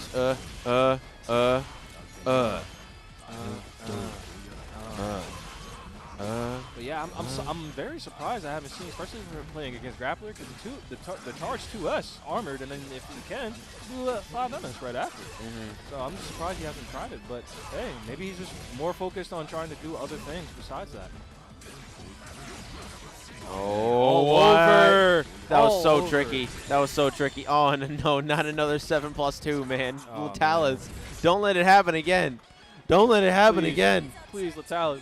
I'm begging you, man. Taiga is very like Latalis seems like a pretty solid grappler player, but god dang, man, Taiga is just so good at this matchup. Yeah. He's just ready for everything. Oh, and the 5-8 check. Yeah, definitely trying to check him, playing the patient game. Oh, checked him in the air. Dude, like Latalis can't choose to do anything in neutral here. Goodness gracious, whiffed it, but still gonna pick it right back up after. Huge! Oh, but no pickup. Okay, here we go. Okay. Nice simple easy combo. Okay. Command grab. Okay. Try to catch the roll. I I like the idea of trying to catch the roll there. No whip punish from Taiga. He caught him right at it. The conversion was so smart there. Latalis was able to get something started, but was not able to keep it going, and now this combo is just gonna last forever and put Grappler in Awakening. Not a great position for Unless Latalis. he hit confirms it's a super, then it's over. Oh, man, the but low it's so over. quick. And that is a wrap on the round. One more, and Taiga will move on to loser side top 8 tomorrow. Goodness gracious, man. This is scary. Please. Let me at least get one more grab. Oh, man. The actual moment he committed to an option, man. I don't think I'm going to get one more grab, ladies and gentlemen. I don't think we're going to be getting one either. Latalis is struggling here to get something started on Taiga. Taiga looking potentially like he wants to get another 7 golden letters +2 right here. Goodness, trying to play patient, trying to figure out what he's going to do. Yeah, wasn't able to do anything from there. But oh man, we're back in the corner, and this is not looking good. This is not looking goodness gracious. What is this combo, dude? Oh my goodness! And like one more striker throw. Oh, man. Just gets tagged. Is that a pseudo perfect? Is that a pseudo perfect? Hood perfect, yeah, I believe so. Yep. Yeah. There you go. Take it. We take it. We take it. We take it. We take it. Man. Taiga, solid 2-0 here. Latalis was struggling, but did a little better than what he did last time. But just couldn't pull through. Still just could not play neutral against Taiga in those instances, and Taiga just showing his proficiency in the grappler matchup. Really, like there was almost nothing Latalis could actually do. Yeah, so I sit there and try to just block him, be patient, and figure out the options that he has. But even so, you already saw the end result. He was just always ready. Yeah. Taiga was always ready. Yeah, that doesn't mean for you, anyone that knows, I'm gonna get you with these grapplers when I come home. I got you. Yep. But hey, man, it is what it is. Like you got to play that strong neutral against when you're playing grappler. So yeah, absolutely, dude. It's not fun, but it helps with your fundamentals at least. Yeah. Yeah. Yeah. No, I was gonna say it helps like with fundamentals. The only advice I'd want to give is like I feel like you kind of have to like force the issue a little bit more as grappler because like obviously there's an option that Ghostblade has to deal with every single thing that you can do, right? Yeah. Almost every character does. But as grappler, you kind of just have to force the issue sometimes, and I feel like right there the grappler was just a little bit almost too patient. You know what I mean? Yeah. Like I feel like maybe like hard committing in some of these situations could actually have ended up benefiting you against Taiga because Taiga was literally just waiting for you to commit to an option. Yeah. So so at that point you just kind of have to commit and just mix up your approach because grappler can't play that footsies game with Ghostblade. Especially the range that he can hit grappler from. Yeah, yes. It's almost impossible. Yeah. It's almost impossible. You have to force the issue and get that offense started because like we were talking about earlier, Ghostblade's defense is very, very weak. So that's one of those situations where you have to force the issue. You have to just make something happen. Yeah, being the aggressor in that matchup alone, it's a must for grappler. He has to have something happen, like you said. Absolutely. So, and he has moves that help him make him plus and try to start the mix up. So, even with that, but you can only really do so much, you know. Yeah. You can only do so much. You can only do so much. So. But once again, good try from Latalis. Yeah. Is going to finish at a respectable 9th. Taiga going to move on to losers top 8. We will see him tomorrow. And yeah, pretty good. Pretty good set. Pretty good day at DNF, dude. Pretty good day at DNF. Honestly, I'm happy. Hey, look at it this way. Latalis was able to make me smile, laugh, and freaking scream. So that's 3 things. I'm good. I'm good. I am good today. Yeah, so man. I'm happy. That round that Latalis got in that first set went crazy. Oh, most definitely. I love grappler wins are always so fun to see. Yeah. Always so fun to see. So. Definitely one of them. Like I know his name is Grappler, so it's very confusing. But it's definitely one of the most fun grapplers I've seen in a fighting game. Just as a spectator, and even as a player, sometimes it's kind of fun fighting Grappler. Sometimes, even when he's robbing you, you're like, dang, Right. this don't go crazy. Okay, well, he kicking me harder than everybody in the game. Let's just say for some people, they're like, this is cool. No, I know people who absolutely hate his guts. Yeah, I mean, there are a lot of people who hate characters' guts in this game. Like, if you play this game at a tournament level, it's very easy to start hating characters because of how oppressive some of them can be in certain situations. But, yeah. Good advice that someone told me: don't hate the character, and if you do, make that your drive in order to beat them. Yep. So absolutely, dude. Absolutely. So for me, it's like Striker and Crusader. I don't think. Oh, and Enchantress. Mm-hmm. That's another thing. No Enchantress today. No Enchantress? Does anyone play Enchantress? There are some good Enchantress players, yeah. I just don't think any of them came in this tournament. Gotcha. Yeah, okay, yeah. Okay. You guys could throw because we're done. All right. So, just letting you guys know, I think we are done running the DNF bracket today. Top 8 is tomorrow, and I believe we are passing it off to, what are we passing off to? Soul Calibur 6. We're going to be having Soul Calibur 6 come up for you guys next. So make sure you guys stick around to watch some of that. We'll be DNF will be back on for Top 8 tomorrow afternoon, and we will see you guys then. Peace out. Peace out.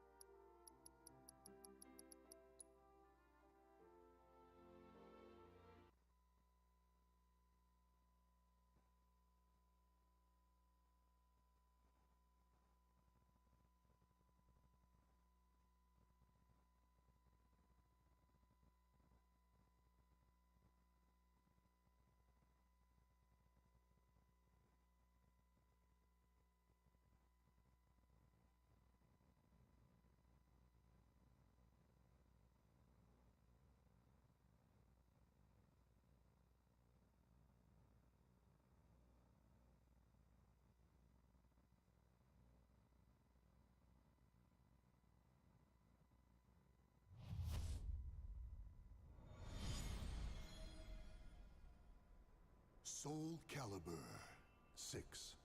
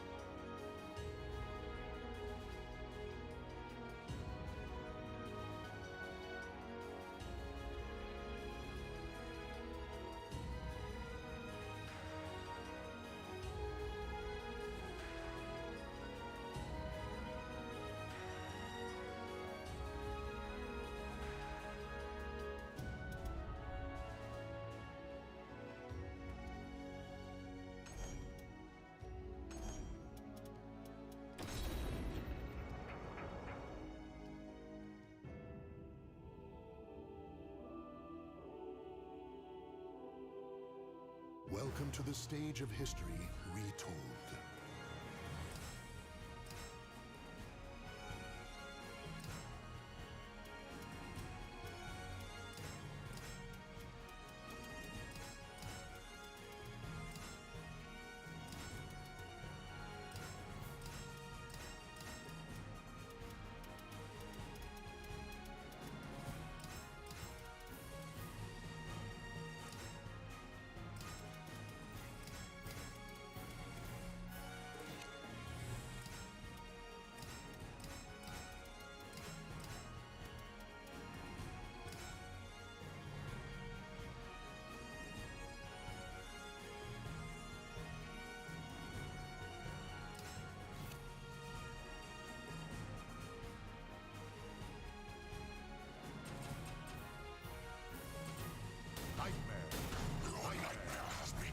Sacrifice your soul to me.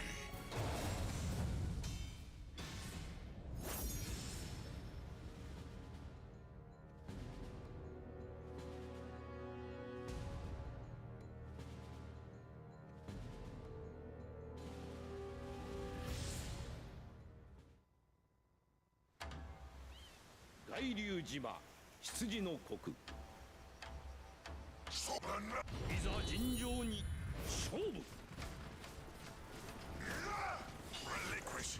Relinquish! Relinquish! Relinquish! Relinquish! Relinquish! Relinquish!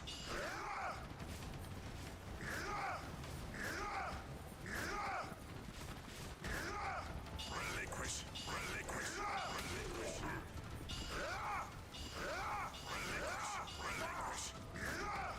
Relinquish!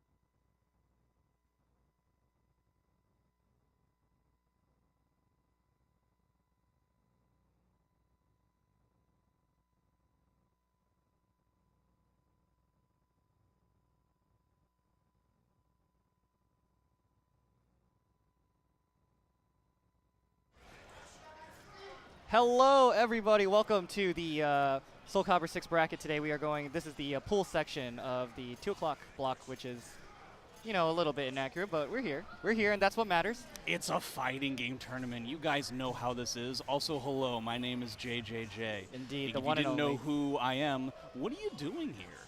How did you find this place? That's true. That's kind of crazy. Soul I mean, Calibur good for 6. you. Yeah, Soul Calibur 6, definitely.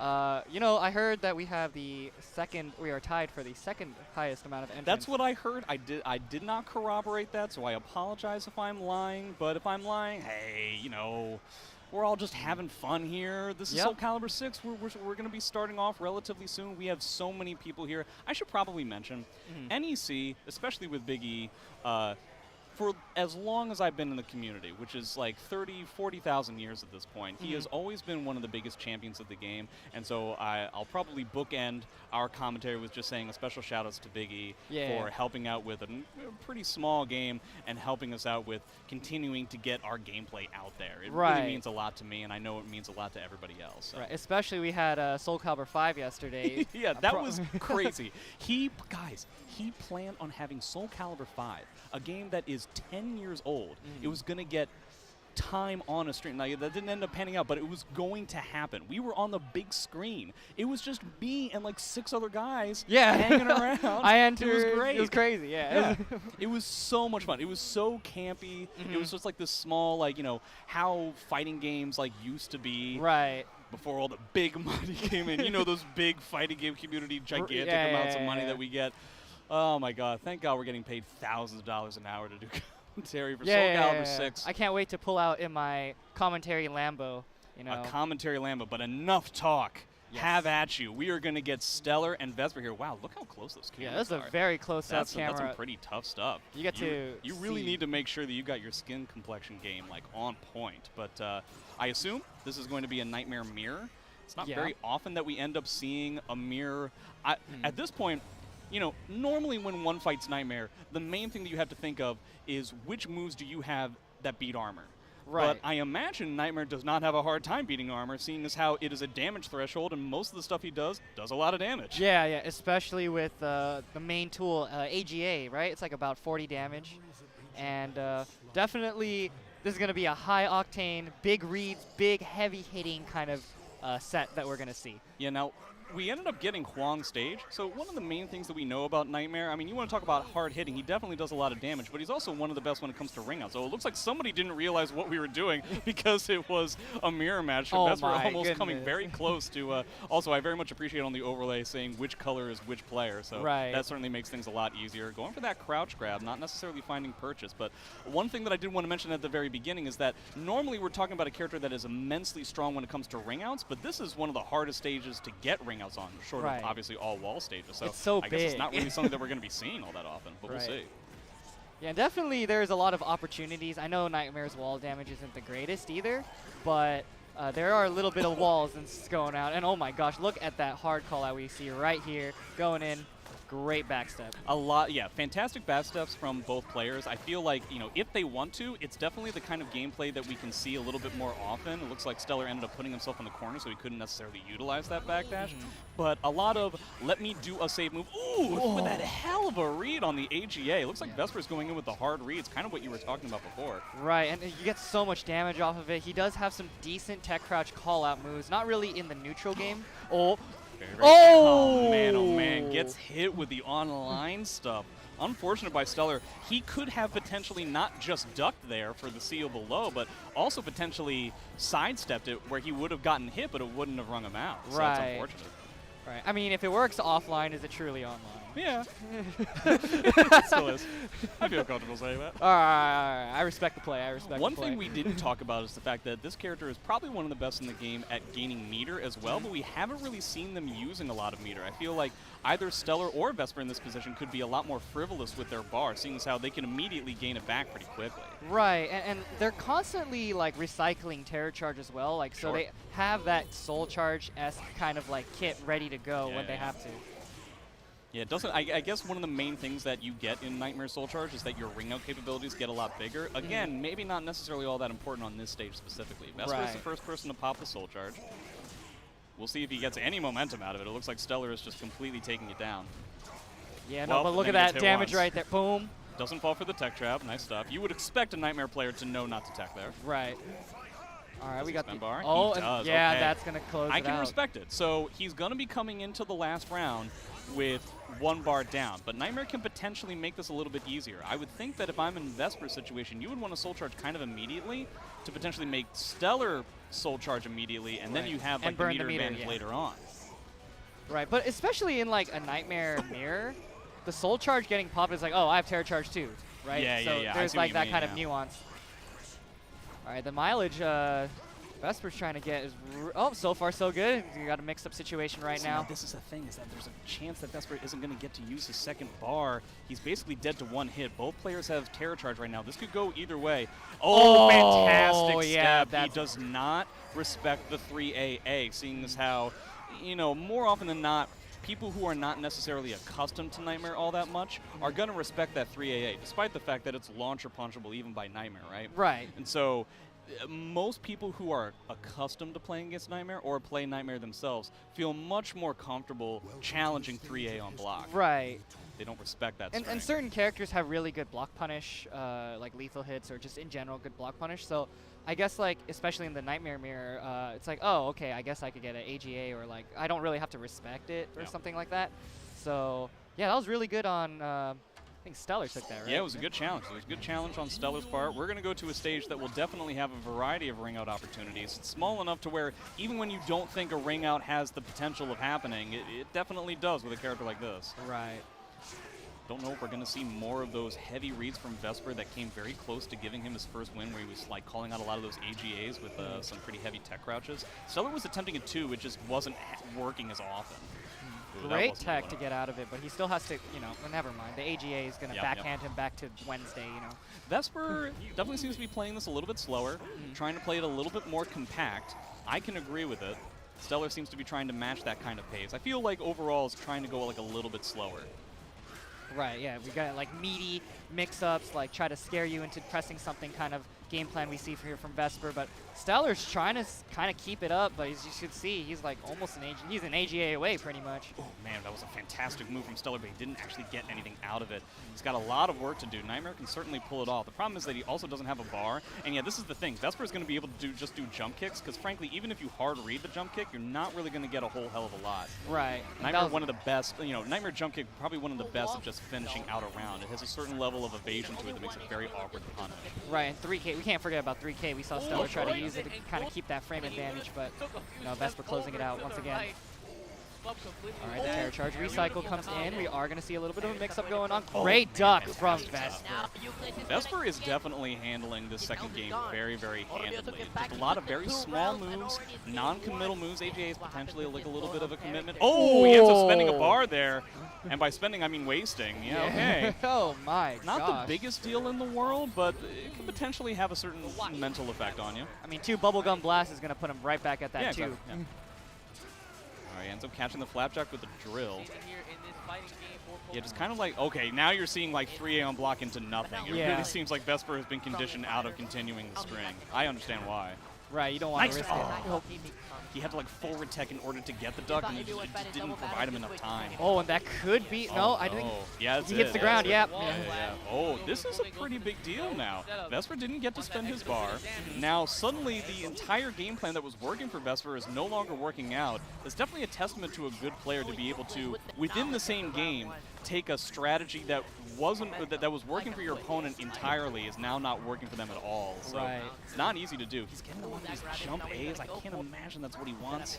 Oh, the 6K not going to complete it all the way through for that 80 Oh, no, now we are going to see that. Yeah, he's that's dead. that. Boom. Oh, he dropped it. Vesper, no. Oh, Vesper, no. It's just spend the bar. You just, No. he gets a back grab. He tried to like wake up with an attack, I think. Soul Charge comes out right now. This is huge. Soul Stellar Charge- could take it Stellar out. does, yeah. Yep. Oh, that's the.